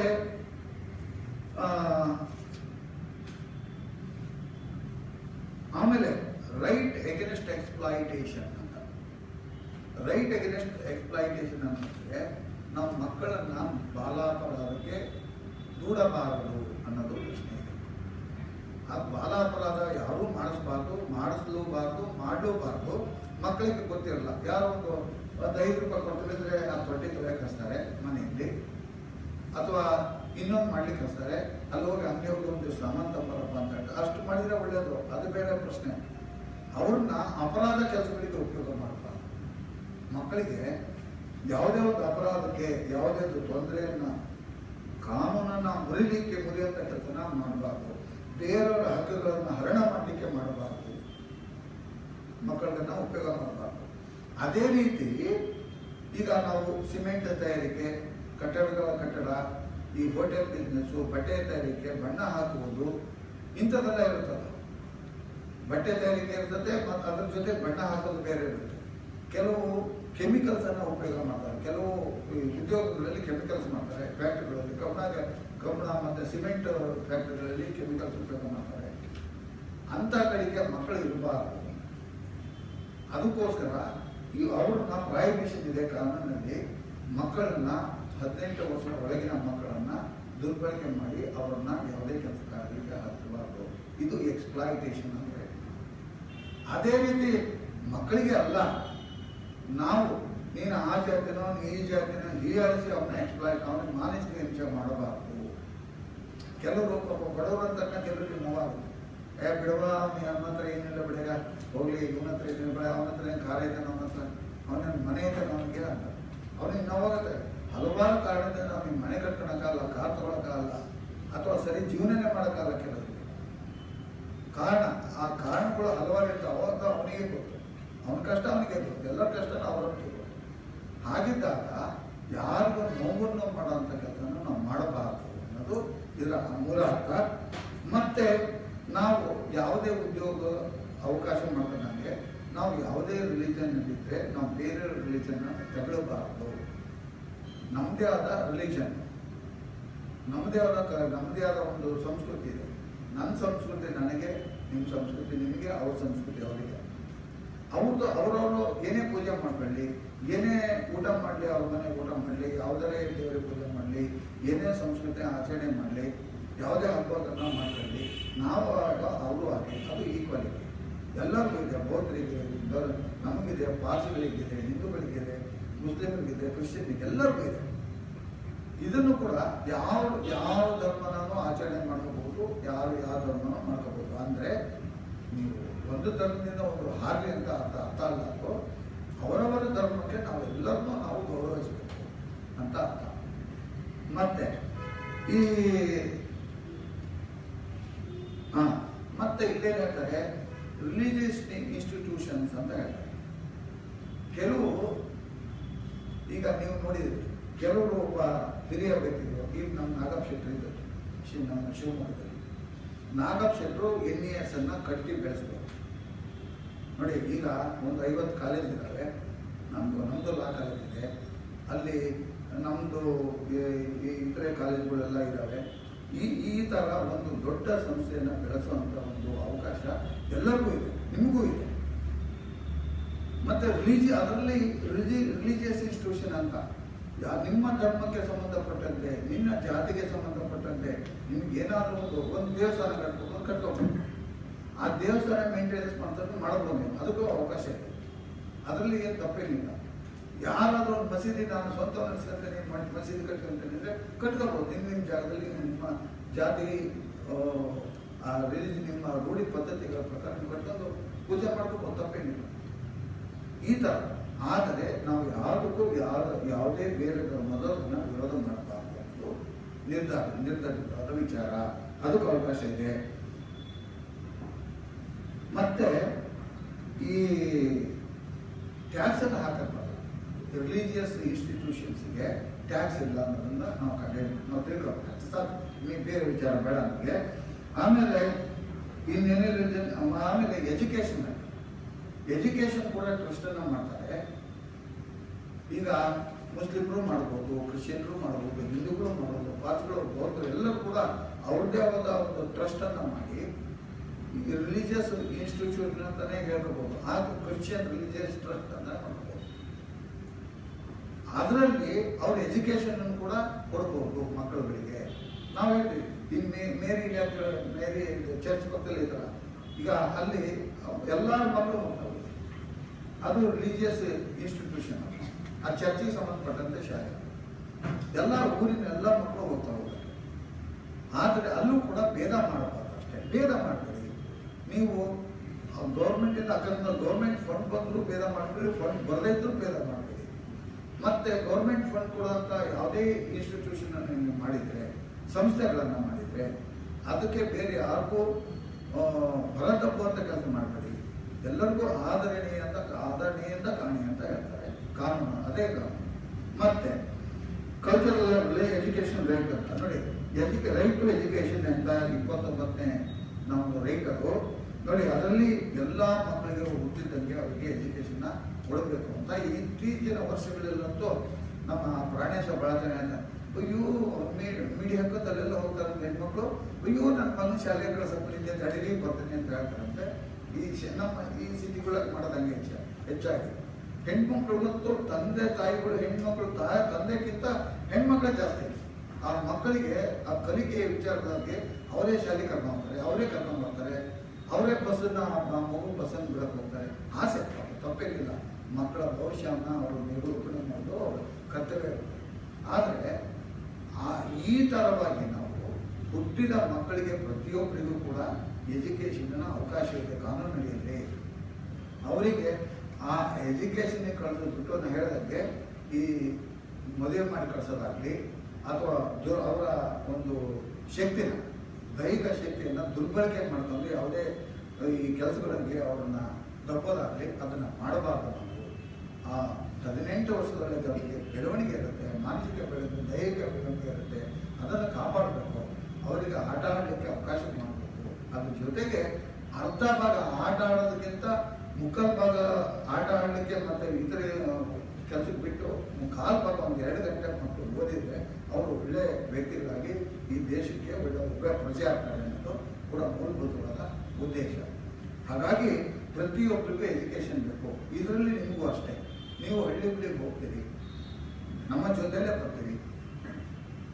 ಈ ಹಳ್ಳಿಗಳಿಗೆ ಹೋದಾಗ ನೀವು ನಮ್ಮ ಹಳ್ಳಿಗಳಿಗೆ ಹೋಗಿ ನಾವು ಕೂಡ ಈ ಹಳ್ಳಿಯಿಂದಲೇ ಬಂದಿದ್ದಾರಲ್ಲ. ಏನು ಹೇಳ್ತಾರೆ ಇವತ್ತು ನಾನೇ ಹೇಳ್ತೇನೆ, ನಾನು ಕೆಟ್ಟ ಬೈಬಿಡ್ತೀನಿ. ಏನಂತ ಯಾರೋ ಒಬ್ಬನಿಗೆ ಕೇಳ್ತೀನಿ, ಗಾಡಿ ಓಡಿಸ್ತಿಲ್ಲಪ್ಪ, ನಿನ್ನ ಮಗ ಗಾಡಿ ಕೊಟ್ಟು ಕಳ್ಸಿಲ್ಲ, ಅವನಿಗೆ ಲೈಸೆನ್ಸ್ ಮಾಡಿಸಿದ್ಯಾ, ಎಷ್ಟು ವರ್ಷ ಹೇಳ್ತಾರೆ, ಯಾಕೆ ಕೊಟ್ಟೆ ಅವನಿಗೆ ಗಾಡಿ? ಅಷ್ಟೇ ಪ್ರಶ್ನೆ. ಅದು ಏನಾಗುತ್ತೆ ಅಂತಂದ್ರೆ ಆಗ್ಲೇನು ಹೇಳಿದೆ, ಈಗ ಗಾಡಿ ಒಬ್ಬ ಈಗ ತಿಳುವಳಿಕೆ ಇಲ್ದಲೆ ಮಾಡೋದು ಬೇರೆ ಪ್ರಶ್ನೆ. ತಿಳುವಳಿಕೆ ಇದ್ದು ಈಗ ಹಳ್ಳಿ ಒಳಗೆ ಮುಕ್ಕಾಲು ಭಾಗ ಎಲ್ಲ ಗಾಡಿಗಳಿವೆ, ಮೋಟರ್ ಸೈಕಲ್ಗಳಿವೆ. ಇವರು ಎಷ್ಟು ಜನಕ್ಕೆ ಅಲ್ಲಿ ಲೈಸೆನ್ಸ್ ಮಾಡ್ಕೋತಾರೆ, ಎಷ್ಟು ಜನ ಗಾಡಿ ಲೈಸೆನ್ಸ್ ಅಲ್ಲದೆ ಮತ್ತೆ ಅದಕ್ಕೆ ಈ ಟ್ಯಾಕ್ಸ್ ಕಟ್ಟೋದಲ್ಲದೆ ಅದಕ್ಕೇನು ಹೇಳ್ತಿರಲ್ಲ ನೀವು, ವಿಮೆ ಕಟ್ಟಿ ಎಷ್ಟು ಜನ ಕಟ್ಟಿರ್ತೀರಿ. ಆ ಗಾಡಿ ಒಂದು ಪಕ್ಷ ಆಕ್ಸಿಡೆಂಟ್ ಆಗಿಬಿಟ್ರೆ ಅವ್ರ ನಂತರ ಹೋಗುತ್ತೆ, ಹೆಚ್ಚು ಕಡಿಮೆ 15 ಲಕ್ಷ 20 ಲಕ್ಷ ದಂಡ ಮತ್ತು ಕೋರ್ಟ್ ಮೂಲಕ MIC ಆಕ್ಟಲ್ಲಿ ಅವರು ಅಷ್ಟು ದಂಡ ಕಟ್ಟಬಹುದು ಯಾರು ಮಾಲೀಕರು. ಆ ಕಾರಣದಿಂದ ನಾವು ಪರವಾಗಿ ಬೇಜಾರಾದ್ರೂ ಪರವಾಗಿ ನೀವು ಕರೆಕ್ಟಾಗಿ ಹೇಳ್ಬೇಕು. ನಮ್ಮ ಇಷ್ಟು ಒಂದು ಹಳ್ಳಿ ಹೋಗೋಣ ಅಂತ ತಿಳ್ಕೊಳ್ಳಿ, ನಮ್ಮ ಅಲ್ಲಿ ಸರ್ವೆ ಮಾಡಿದಾಗ ಮಾಡ್ಬೋದು. ನಾವು ಲಾ ಕಾಲೇಜ್ ಸ್ಟೂಡೆಂಟ್ಸ್ ಹತ್ರ ಹಂಗೆ ಮಾಡ್ತಾ ಇದ್ದೀವಿ. ಹೋಗಿ ಸರ್ವೆ ಮಾಡೋದು, ಸರ್ವೆ ಮಾಡಿ ಒಂದು ಹಳ್ಳಿ ಒಂದು 150 ಮನೆ ಇರೋ ಹಳ್ಳಿ ಒಳಗೆ ಕೇಳಿದರೆ ಎಲ್ಲರ ಮನೆಗೆ ಮುಕ್ಕಾಲು ಭಾಗ 80, 70, 150ರಲ್ಲಿ 120 ಮನೆಗೆ ಗಾಡಿ ಇಲ್ಲ, 30 ಮನೆಗಿಲ್ಲ. ಆ ಗಾಡಿಗಳೊಳಗೆ ಎಷ್ಟು ಜನಕ್ಕೆ ಲೈಸೆನ್ಸ್ ಇದೆ, ಎಷ್ಟು ಜನಕ್ಕೆ ಇಲ್ಲ ಅಂದರೆ ಬರೀ 20 ಜನಕ್ಕೆ ಲೈಸೆನ್ಸ್ ಇದೆ, ಒಷ್ಟರಿಗೆ ಇಲ್ಲೇ ಗಾಡಿ ವಿಮೆ ಕಟ್ಟಿಲ್ಲ. ಇದೆಲ್ಲ ಮಾಡ್ತಾ ಹೋದರೆ ನಾಳೆ ಹೆಚ್ಚು ಕಡಿಮೆ ಅವ್ರ ಮಂತ್ರಿಗಳು ಹಾಳಾಗ್ತಾವೆ. ಅದಕ್ಕೆ ಅಜ್ಞಾನ, ಕಾನೂನಿನ ಅಜ್ಞಾನ ಅವರಿಗಿದೆ. ಅದನ್ನು PLVs ನೀವು ನಮ್ಮ ಜೊತೆ ಸೇರಿ ಇದೇ ಧರ್ಮದ ಕೆಲಸ ಮಾಡಿ ಅವರಿಗೆ ಅವರು ನಮ್ಮ ಹೊಸ ಕೆಲಸ ಮಾಡೋದು ಸಣ್ಣ ಕೆಲಸ. ಆಮೇಲೆ ಅದೇ ರೀತಿ ನಾವೆಲ್ಲ ಹಳ್ಳಿಗೆ ಹೋಗ್ತೀವಿ. ಹಳ್ಳಿ ಹೋದಾಗ ಈಗ ಮತ್ತೊಂದು ಕಾನೂನು, ನೀವು ಏನೇ ಮಾಡಿದ್ರು ಕೂಡ ನಿಮ್ಮ ದಾಖಲಾತಿಗಳು ಸರಿಯಾಗಿರ್ಬೇಕು ಅನ್ನೋದಾದರೆ ನಿಮ್ಮ ಮನೆಯಲ್ಲಿ ಆಸ್ತಿ ವಿಚಾರ ಬಗ್ಗೆ ಹಂಚಿಕೆ ಆಗುವಾಗ, ಪಾರ್ಟಿಷನ್ ಆಗುವಾಗ ಏನು ಕೇಳ್ತಾರೆ, ನಿಮ್ಮದು ಹಿಂದಿಂದೆಲ್ಲ ನಿಮ್ಮ ತಂದೆ ತಾಯಿದು date of birth, date of death ಅಜ್ಜಂದು ಕೇಳ್ತಾರೆ. ಯಾರು ಮುಂದೆ ಎಲ್ಲಿಂದ ಬಂದು ಜಮೀನು ಇದು ಮಾಡ್ತಾ ಇರಲಿಲ್ಲ, ನಿಮಗೆ ಯಾಕೆ ಬಂತು ಜಮೀನು ಎಲ್ಲ ಕೇಳಿ. ಆಮೇಲೆ ಡೇಟ್ ಆಫ್ ಡೆತ್ತು, ಡೇಟ್ ಆಫ್ ಬರ್ತು ಇವೆಲ್ಲ ಈಗ ಬೇಕಾಗಿರ್ತಕ್ಕಂಥದ್ದು. ಅದನ್ನೆಲ್ಲ ನೀವು ಎಚ್ಚರಿಸ್ಕೊಳ್ಬೇಕು. ನಾವೇನು ನಮ್ಮ ಕೈಲಾಗಿದ್ದರೆ ನಾವು ಮಾಡ್ತೀವಿ, ನಿಮ್ಮ ಕೈಲಾಗಿ ನೀವು ಮಾಡೋದು ಜೊತೆಗೆ. ಈ ಥರ ಇದು ಬಹಳ ಮುಖ್ಯವಾದ ಕೆಲಸಗಳು. ಆ ನಂತರ ಮತ್ತೆ ಎಜುಕೇಷನ್ ಆಯಿತು. ಈಗ ಲಾಸ್ಟಿಗೆ ನಿಮ್ಮ ಹಕ್ಕುಗಳು, ಏನಾದರೂ ಹಕ್ಕುಗಳು ಹರಣ ಆದರೆ ಎಲ್ಲರ ಹಕ್ಕುಗಳು, ಎಲ್ಲರಿಗೂ ಹಕ್ಕುಗಳಿಲ್ಲ, ಸಮಾನ ಹಕ್ಕುಗಳಿಲ್ಲ. ಈ ಹಕ್ಕುಗಳಿಗೆ ಏನಾದರೂ ಕುಂದುಂಟಾದರೆ, ತೊಂದರೆ ಆದರೆ, ಈ ನಿಮಗೆ ರೈಟ್ ಟು ಲಿವ್, ನೀವು ಜೀವನದ ಹಕ್ಕು ಇದೆ, ನಿಮಗೆ ಮದುವೆ ಆಗೋ ಹಕ್ಕಿದೆ, ಆಸ್ತಿ ಗಳಿಸೋ ಹಕ್ಕಿದೆ, ಆಸ್ತಿನ ಕಾಪಾಡಿಕೊಳ್ಳೋ ಹಕ್ಕಿದೆ, ನಿಮ್ಮ ಜೀವನ ಕಾಪಾಡಿಕೊಳ್ಳೋ ಹಕ್ಕಿದೆ. ನಿಮಗೆ ಮಾನಸಿಕವಾಗಿ ತೊಂದರೆ ಆದರೆ, ದೈಹಿಕವಾಗಿ ಊನ ಆದರೆ ಏನು ಮಾಡ್ತೀರಿ? ನ್ಯಾಯಾಲಯವನ್ನು ಹೋಗಲೇಬೇಕು, ಮೊರೆ ಹೋಗ್ಬೇಕು. ಆವಾಗ ಯಾರಾದರೂ ಪೊಲೀಸರು ಅದನ್ನು ನಿಮ್ಮನ್ನು ಕಡೆಗಣಿಸಿ ನಿಮ್ಮ ಮೇಲೆ ಹರಣ ಮಾಡಿದವ್ರನ್ನ, ಯಾರು ಹಲ್ಲೆ ಮಾಡಿದವ್ರನ್ನ ಅವರಿಗೆ ಯಾರಾದರೂ ಪೋಷಣೆ ಮಾಡಿದರೆ ನೀವು ನಿಮ್ಮಕ್ಕನ್ನು ಆಧರಿಸಿ ನೀವು ನ್ಯಾಯಾಲಯನ ಮೊರೆ ಹೋಗ್ಬೋದು. ಅದು ಇಲ್ಲಿಲ್ಲ, ಸ್ಥಳೀಯವಾಗಿ ಅದು ಸಿಗಲ್ಲ. ರಿಟ್ ಪಿಟಿಷನ್ ಅಂತ ಹೇಳ್ತೀವಿ, ಪ್ರಾಜ್ಞಾಪನ ಪತ್ರ ಅಂತ ಕನ್ನಡದಲ್ಲಿ ಕರೀತೀವಿ. ಅದನ್ನು ಈ ರಿಟ್ ಜೂರಿಸ್ಡಿಕ್ಷನ್ನು ಸುಪ್ರೀಂ ಕೋರ್ಟು ಮತ್ತು ಹೈಕೋರ್ಟಿಗೆ ಮಾತ್ರ ಇರೋದು. ನೀವು ಕೇಳ್ತಾರೆ, ನಮ್ಮ ಮಗನಿಗೆ ಶಾಲೆ ಕರ್ಕೊಂಡು ಹೋಗಿದ್ದಾರೆ, ನಮ್ಮ ನೀವು ಹೆಣ್ಮಕ್ಳೆಲ್ಲ ಹೋಗ್ತೀರಿ, ಆ ಪಾಪ ಯಾವುದೋ ಒಂದು ಹೆಣ್ಮಕ್ಳು ಹೊಳ್ದ ಕೂತ್ಕೊಂಡಿರ್ತಾರೆ ಹಳ್ಳಿಯಾಗ, ಗೊತ್ತಿರಲ್ಲ ಪಾಪ. ಅವಾಗ ಏನು ಕೇಳ್ತೀವಿ, ಯಾಕಮ್ಮ ತಾಯಿ ಅಂತ ಕೇಳಿದಾಗ, ನೋಡಮ್ಮ ನನ್ನ ಮಗ ಶಾಲೆಗೆ ಸೇರಿಸ್ಬಿಟ್ಟಿಲ್ಲ, ನೀನು ಕೀಳು ಜಾತಿನೋ ಅಂದ್ಬಿಟ್ರು, ನಿನಗೆ ಶಾಲೆ ಮಾರ್ಕ್ಸ್ ಕಡಿಮೆ ಅಂದರೆ ಸೇರ್ಸೋದೆಲ್ಲ ಹೋಗ್ಬಿಟ್ರು ಅಂದಾಗ ನೀವು ಆವಾಗ ಏನು ಮಾಡಬೇಕು ಅಂದರೆ ಇಂಥ ರಿಟ್ಟನ್ನು ಹಾಕಬೇಕಾಗುತ್ತೆ. ನಿಮ್ಮ ಹಕ್ಕು, ವಿದ್ಯೆ ಕಲಿಯೋದು ನಿಮ್ಮ ಹಕ್ಕು, ಜೀವನ ಮಾಡೋದು ನಿಮ್ಮ ಹಕ್ಕು, ಹೀಗೆ ಆಸ್ತಿ ಗಳಿಸೋದು ನಿಮ್ಮ ಹಕ್ಕು. ಸಬ್ ರಿಜಿಸ್ಟ್ರಾರು ನಿಮ್ಮ ಪತ್ರನ ಯಾವುದೋ ಕಾರಣದಿಂದ ಮಾಡದೆ ಎಲ್ಲ ದಾಖಲೆ ಸರಿ ಇರುತ್ತೆ, ಅವ್ನು ರಿಜಿಸ್ಟರ್ ಮಾಡಲ್ಲ. ಏನು ಮಾಡ್ಬೇಕು ಅವಾಗ? ನಿಮ್ಮ ಹಕ್ಕು ರಿಜಿಸ್ಟ್ರೇಷನ್, ಆಸ್ತಿ ಗಳಿಸೋ ಹಕ್ಕು. ಆಸ್ತಿ ಗಳಿಸೋಕನ್ನೇ ಕರೀತಾರೆ ಸಬ್ ರಿಜಿಸ್ಟರ್ ಅಂತ ಹೇಳ್ಬಿಟ್ಟು ನೀವು ರಿಟ್ ಪಿಟಿಷನ್ ಹಾಕ್ಬೋದು, ತಪ್ಪೇನಿಲ್ಲ, ಗೌರ್ಮೆಂಟ್ ಪಾರ್ಟಿ ಮಾಡಿ. ಹಾಗೆ ಈ ಹಕ್ಕುಗಳಿಗೆ ಸಂಬಂಧಪಟ್ಟಂತೆ ಏನೇ ವಿಚಾರ ಇರಲಿ, ಯಾವುದೇ ಇರಲಿ, ನೀವು ನಿಮ್ಮ ಗಮನಕ್ಕೆ ಬರಬೇಕು. ನಾವು ನ್ಯಾಯಾಲಯಕ್ಕೆ ಯಾವ ನ್ಯಾಯಾಲಯಕ್ಕೆ ಹೋಗಬೇಕು? ರಿಟ್ ಪಿಟಿಷನ್ನೇ ಹೋಗಬೇಕು ಅಂತ ರಿಟ್ ಪಿಟಿಷನ್ ಹಾಕಬೇಕು ಅಂತ ನಿಂತಿರ್ತಾರೆ ಸರ್. ಇದು ಈಗ ನೆಕ್ಸ್ಟು ನಾನು ಹೇಳಿದೆ ಫಂಡಮೆಂಟಲ್ ಡ್ಯೂಟೀಸ್, ನನಗೆ ರೈಟನ್ನು ಕೊಡ್ತೀವಿ. ನಾನು ಆಗಲೇ ಹೇಳಿದೆ, ಇದು ಸಾಮಾಜಿಕ ನ್ಯಾಯದ ಬಗ್ಗೆ ನಾವೆಲ್ಲ ಮಾತಾಡಬಹುದು. ಫಂಡಮೆಂಟಲ್ ಡ್ಯೂಟೀಸ್ ಅಂದರೆ ಸಾಮಾಜಿಕ ನ್ಯಾಯ ಅಂತಷ್ಟೇ. ನನಗೆ ಈ ದೇಶ ನಮ್ಮ ರಾಜ್ಯ, ನಮ್ಮ ಜಿಲ್ಲೆ, ನಮ್ಮ ರಾಜ್ಯ, ನಮ್ಮ ರಾಷ್ಟ್ರ ನನಗೆ ಎಲ್ಲರನ್ನೂ ಕೊಟ್ಟಿದೆ, ಎಲ್ಲರನ್ನೂ ಕೊಟ್ಟಿದೆ ನನಗೆ. ಆದರೆ ನಾನು ಅದನ್ನು ಬಳಸ್ಕೊಂಡು ನನ್ನ ಜೀವನವನ್ನು ನಾನು ಒಳ್ಳೆ ಪದ್ಧತಿಯಲ್ಲಿ ತಗೊಂಡು ಹೋಗ್ಬೇಕು. ಅದು ನನ್ನ ಡ್ಯೂಟಿ. ಇದು ಎಲ್ಲರೂ ಅಷ್ಟೇ. ಸಮಾಜದಲ್ಲಿ ಎಲ್ಲ ಸಿಗುತ್ತೆ ನಮಗೆ, ಕಾನೂನಿನ ಅಡಿಯಲ್ಲಿ ಎಲ್ಲ ಸಿಗುತ್ತೆ ನಮಗೆ. ಹಾಗಾಗಿ ನಮ್ಮ ಮೌಲ್ಯಗಳನ್ನು, ನಮ್ಮ ಜೀವನವನ್ನು, ನಮ್ಮ ಮನೆತನವನ್ನು, ನನ್ನ ದೇಶವನ್ನು, ನಮ್ಮ ಹಕ್ಕುಗಳನ್ನು ಕಾಪಾಡಲಿಕ್ಕೆ ನಾವು ಒಳ್ಳೆ ದಾರಿಯಲ್ಲಿ ಹೋಗ್ಬೇಕಷ್ಟೇ. ಅದೇ ದಾರಿ ಕಾನೂನಿನ ದಾರಿ. ನಾವು ಎಲ್ಲ ದೇವರ ಹತ್ರ ಕೇಳ್ತೀವಲ್ಲ, ನಮ್ಮ ಹಳ್ಳಿಯರಿಗೆಲ್ಲ ಗೊತ್ತು ಚೆನ್ನಾಗಿ, ಅಯ್ಯೋ ನನ್ನ ಮಕ್ಕಳು ಒಳ್ಳೇದು ಮರಮ್ಮ ಒಳ್ಳೇದು ಮರಮ್ಮ ಗ್ರಾಮ ದೇವತೆ ಅಂತ ಕೇಳ್ತಾರೆ. ಅದೇ ದೇವರು ತಿರ್ಸಿ ಏನ್ ಬೇಕು ಕೇಳೋ ಅಂದಾಗ ಏನ್ ಹೇಳ್ತಾರೆ, ನಮಗೆ ಒಳ್ಳೆ ದಾರಿ ಕರ್ಕೊಂಡು ಹೋಗು ಅಂತ. ಅದೇ ಕಾನೂನಿನ ದಾರಿ, ಬೇರೆ ಏನೂ ಅಲ್ಲ. ನಮ್ಮ ತಾಯಿ ಹೇಳ್ಕೊಟ್ಟಿದೆ ಮೊದಲು, ಕದಿಬೇಡ, ಕಳ್ತನ ಮಾಡಬೇಡ, ಸುಳ್ಳು ಹೇಳ್ಬೇಡ ಅಂತ. ಹಾಗೆ ಇದು ಎಲ್ಲವೂ ಇದ್ದಾಗ ನಾವೇನ್ ಮಾಡ್ಬೇಕು, ಸಮಾಜಕ್ಕೆ ನಾನೇನ್ ಮಾಡ್ಬೇಕು ಅನ್ನೋದು ಪ್ರಶ್ನೆ ಇದೆ. ನಾವು ಅಟ್ಲೀಸ್ಟ್ ನೀವು ಬಂದಿದ್ದು ನನಗೆ ತುಂಬಾ ಖುಷಿ. ಅಟ್ಲೀಸ್ಟ್ ನಮ್ಮಿಂದ ಆಗೋ ಕೆಲಸನ ಸಮಾಜದಿಂದ ನಾವೆಲ್ಲ ಪಡ್ಕೊತೀವಿ. ನಾವೆಲ್ಲ ಪಟ್ಟಾಕಂತ ಇದೊಂದು ಕೋಟಿ ಮನೆ ಈ ರೂಪಕ್ಕೆ ಬರಬೇಕಾದ್ರೆ ಕೋಟ್ಯಾಂತರ ಜನದ ಶ್ರಮ ಇದೆ. ಇದರಲ್ಲಿ ಹಿಂದೆ ಕೋಟ್ಯಾಂತರ ಜನ ಶ್ರಮ ಇದೆ, ಎಂಜಿನಿಯರ್ ಶ್ರಮ ಇದೆ, ಎಲ್ಲರದ್ದು ಶ್ರಮ ಇದೆ. ಹಾಗಾಗಿ ಆ ಶ್ರಮದಿಂದ ನಾವು ಪೋಷಣವಾಗಿ ಬಂದಿದ್ದು ಇವತ್ತು ನಿಂತ್ಕೊಬಹುದು. ಇವತ್ತು ಎಲ್ಲರಿಂದ ನಿಂತ್ಕೊಳ್ಳೋ ಶಕ್ತಿ ನಮಗೆ ದೇವರು ಕೊಟ್ಟಿದೆ. ಆದರೆ ಇದೆಲ್ಲ ಯಾರಿಂದ ಆಯ್ತು? ಎಲ್ಲರಿಂದ ಆಯ್ತು, ನಾನು ಒಬ್ಬನಿಂದ ಆಗಲಿಲ್ಲ. ಹಾಗಾಗಿ ನೋಡಿ, ಯೋಚನೆ ಮಾಡಿ, ನಾವೆಲ್ಲರೂ ಅಷ್ಟೇ.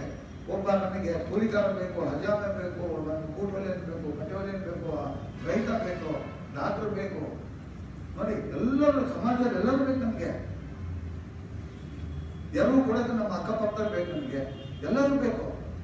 ನಾವು ಸಮಾಜಕ್ಕೆ ನಾವೇನು ಕೊಡ್ತೀವಿ ಅನ್ನೋದು ಮೂಲಭೂತ ಡ್ಯೂಟೀಸ್. ನಮ್ಮ ದೇಶಕ್ಕೆ ನಾವೇನು ಕೊಡ್ತೀವಿ ಅನ್ನೋದು ನಮ್ಮ ಡ್ಯೂಟೀಸ್. ನಮ್ಮ ಹಕ್ಕುಗಳ ಜೊತೆಗೆ ನಮ್ಮ ಕರ್ತವ್ಯಗಳನ್ನು ನಾವು ಹೇಳ್ಬೇಕು, ತಿಳ್ಕೋಬೇಕು. ಅದು ನೀವು PLSಗಳಿಗೆ ಇದು ಜನರಲ್ಲ ನಿಮ್ಗೆಲ್ಲ ಗೊತ್ತಾಗುತ್ತೆ. ಹಕ್ಕುಗಳ ಬಗ್ಗೆ, ಕರ್ತವ್ಯಗಳ ಬಗ್ಗೆ ಅಷ್ಟೇ. ಅದ್ರಿಗೆ ಏನಿಲ್ಲ, ತಿಳ್ಕೊಂಡು ಓದಿ ಮಾಡೋಂಥದ್ದು ಏನಿಲ್ಲ. ಇದನ್ನ ನಮ್ಮದು ಅನ್ನೋದು ಅಷ್ಟೇ ಅಲ್ಲ, ನಂದು, ನನ್ನದು, ನಮ್ಮದು ನಮ್ಮದು ಅಂತ ಬರಬೇಕು. ನಮಗೆಲ್ಲದ ಇಲ್ಲಿ ನಮ್ಮ ದೇಶದ ನಮ್ಮದು ಅನ್ನೋದು ಬರಬೇಕು. ಈ ಥರ ಒಂದು ಮಹತ್ವವನ್ನು ಇಲ್ಲಿ ನಮಗೆ ತಿಳಿಸಿದ್ದಾರೆ. ಈ ತಿಳುವಳಿಕೆ 25 ವರ್ಷಗಳ ನಂತರ ನಮ್ಮ ದೇಶಕ್ಕೆ ಗೊತ್ತಾಗಿ ಇದು ಬದಲಾವಣೆ ಮಾಡಿದ್ರು, ಕಾನೂನನ್ನು ಬದಲಾವಣೆ ಮಾಡಿ ತಂದರು. ಅದರಲ್ಲಿ ಮೊದಲನೇ ಹೇಳ್ತಾರೆ ನೋಡಿ,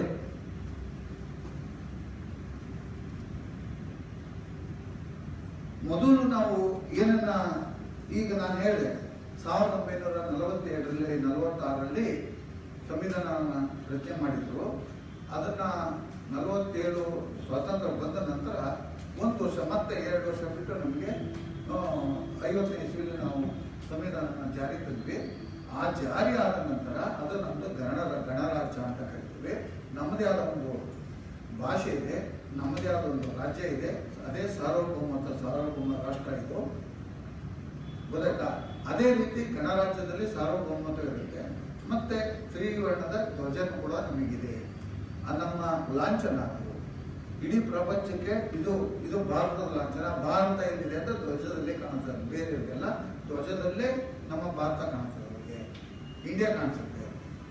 ಹಾಗೆ ಈಗ ನೋಡಿ, ಅಲ್ಲಿ ಆಟ ಆಡ್ತಾರೆ, ದುಬೈಯಲ್ಲಿ ಆಟ ಆಡ್ತಾರೆ, ನಮ್ಮ ಹುಡುಗರು ಹೋಗಿ ಆಡ್ತಾ ಇದ್ದಾರೆ. ನಮ್ಮದೊಂದು ಧ್ವಜ ಇದೆ, ಅಲ್ಲಿ ಏನು ಕಾಣಿಸುತ್ತೆ, ಇಂಡಿಯಾದಲ್ಲೂ ಇದಾವೆ ಅಲ್ಲಿ ಅಂತ. ಏನೇ ನಮ್ಮ ಧ್ವಜ ಲಾಂಛನ, ನಮ್ಮ ಸಾರ್ವಭೌಮತ್ವ, ನಮ್ಮ ರಾಷ್ಟ್ರ ಅಖಂಡತ್ವಕ್ಕೆ ನಾವು ಅದೇ ಪ್ರಿಯಾಪಲ್ಲಿ ಹೇಳೋದು, ಅಖಂಡತ್ವ, ಸಾರ್ವಭೌಮತ್ವ, ನಾವು ನಮ್ಮ ಜನ, ನಮ್ಮ ದೇಶ, ಇದನ್ನ ನಾವು ಇಲ್ಲಿ ಕಾಣ್ತಾ ಇದ್ದೇವೆ. ಮೊದಲನೇದಾಗಿ ಏನು ಹೇಳುತ್ತೆ ನಮ್ಮ ಕಾನ್ಸ್ಟಿಟ್ಯೂಷನ್, ನಮ್ಮ ತಾಯಿಗೆ ಎಷ್ಟು ನಾವು ಬೆಲೆ ಕೊಡ್ತೀವೋ, ನಮ್ಮ ತಂದೆ ತಾಯಿಯಿಂದ ನಾವು ಪ್ರಾಣ ಹೆಂಗೆ ಇಟ್ಕೊತೀವೋ, ಅದೇ ರೀತಿ ನಾವು ದೇಶಕ್ಕೂ ನಾವು ಪ್ರಾಣ ಕೊಡಬೇಕು, ಪ್ರಾಣ ಕೊಡೋಕ್ಕೂ ಸಿದ್ಧರಾಗಿರ್ಬೇಕು. ಅದು ಮುಂದೆ ಬರೋದು ಹೇಳ್ತೀನಿ.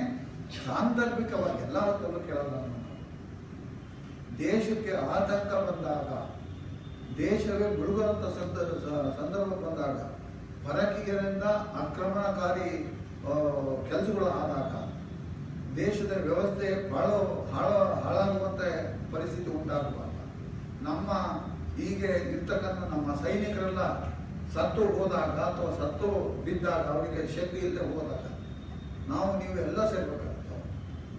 ಅಂಥ ಸಂದರ್ಭ ಬಂದಲ್ಲಿ ಮಾತ್ರ ನಾವೆಲ್ಲರೂ ಕೂಡ ನಮ್ಮ ದೇಶಕ್ಕೋಸ್ಕರ ನಾವು ಬರ್ತೇವೆ, ನಮ್ಮ ಸಮಾಜ ಕಾಪಾಡಲಿಕ್ಕೆ, ನಮ್ಮ ದೇಶ ಕಾಪಾಡಲಿಕ್ಕೆ ಅಂತ ಎಲ್ರಿಗೂ ಹೋಗಿರೋದು, ಎಲ್ರಿಗೂ ಗೌರವ ಇರುತ್ತೆ. ಮತ್ತು ಆತ್ಮ ಶೋಭೆ ನಿಮಗೆ ಹೌದು, ಆತ್ಮೀಯತೆಯಿಂದ ಆ ಮಾತನ್ನು ಹೇಳ್ಬೇಕು, ಅದನ್ನು ನಮ್ಮ ಕರ್ತವ್ಯ ಆಗಿದೆ ಅಂತ ಹೇಳ್ತಾರೆ. ಅದೇ ರೀತಿ ನಾವು ತಾಯಿಗೆ ನಮ್ಮ ದೇಶಕ್ಕೆ ಹೇಗೆ ನಾವು ಕೋರ್ತೀವೋ, ಶುಭ ಕೋರ್ತೀವೋ, ನಮ್ಮ ತಾಯಿಗಾಗಿ ಆಸರೆಯನ್ನು ಬೇಡಿದ್ದಲ್ಲದೆ ವಾಸೆಯನ್ನು ತೋರಿಸ್ತೀವಲ್ಲ, ಅದೇ ರೀತಿ ತಾಯಿ ರೂಪದಲ್ಲಿ ನಾವು ನಮ್ಮ ದೇಶವನ್ನು ಕಾಣಬೇಕು. ನಮ್ಮ ಕಾನೂನಿಗೆ ಗೌರವವನ್ನು ಮೊದಲನೇದಾಗಿ ಕಾನೂನಿಗೆ ಗೌರವ ಕೊಡಬೇಕು ಅಂತ ಎಲ್ಲರೂ ಹೇಳೋದಷ್ಟೇ. ಆ ಪೊಲೀಸ್ನವ್ರು ಬಾಡಿ ಸ್ವಲ್ಪ ಬರುತ್ತಿಲ್ಲ, ಕಾನೂನಿಗೆ ಗೌರವ ಕೊಡಲೇ ಫಸ್ಟು ಅಂತಾರೆ. ಪೊಲೀಸ್ನ ಬಹಳ ಸ್ವಲ್ಪ ಬರುತ್ತೆ, ಅವರೇ ಕಾನೂನು ಮುರಿತಾರೆ, ಅದು ಬೇರೆ ಪ್ರಶ್ನೆ. ಈಗ ಪ್ರಶ್ನೆ ಇಷ್ಟೇ, ಈಗ ದರ್ಪ ಇಲ್ಲ, ದರ್ಪ ಬೇರೆ, ನಮ್ಮ ಈ ವ್ಯವಸ್ಥೆ ಬೇರೆ. ದರ್ಪಕ್ಕೆ ಮಾತಾಡ್ತಾ ಇರೋದು ಅಷ್ಟೇ, ಏನಿರಲ್ಲ. ಸುಮ್ಮನೆ ಮೊನ್ನೆ ಯಾರೋ ನನಗೆ ಅಲ್ಲ ಯಾರೋ ಹೆಚ್ಚಿಗೆ ಮಾತಾಡ್ಬಿಟ್ಟು ನೀವು ಅಂತ, ನಾನು ಮಾತಾಡ್ತದ ನೀನು ಮಾತಾಡ್ತೀವಿ ಯೋಚನೆ ಮಾಡಿ ಫಸ್ಟು, ನೀನು ಆ ಕೆಲಸ ಮಾಡೋಲ್ಲ, ಬಾಯಿ ಮುಚ್ಕೋ ಫಸ್ಟು. ಇದು ಈಗ ಅವ್ರು ದರ್ಪ ಅಧಿಕಾರ ಇರುತ್ತೆ ಅಂತ ದರ್ಪ ತೋರ್ಸೋದಲ್ಲ. ನಾವು ಎಲ್ಲರೂ ಕೂಡ ನೋಡಿ, ಕಾನೂನಿಗೆ ಬದ್ಧರಾಗಿರೋದಲ್ದಲ್ಲೇ ನಾವು ನಮ್ಮ ಹಿರಿಯ ಕಾನೂನಿಗೆ ನಾವು ತಲೆ ಬಾಗಬೇಕು, ಗೌರವನ ಕೊಡಬೇಕು ಅನ್ನೋದು ಒಂದು. ಆಮೇಲೆ ನೋಡಿ, ಅದೇ ರೀತಿ ನಾನು ಮತ್ತೊಂದು ನಿಮಗೆ ಹೇಳ್ತೇನೆ, ನಿಮ್ಮ ಸೇವೆ ಅಮೂಲ್ಯವಾದ ಸೇವೆ ಸಮಾಜಕ್ಕೆ.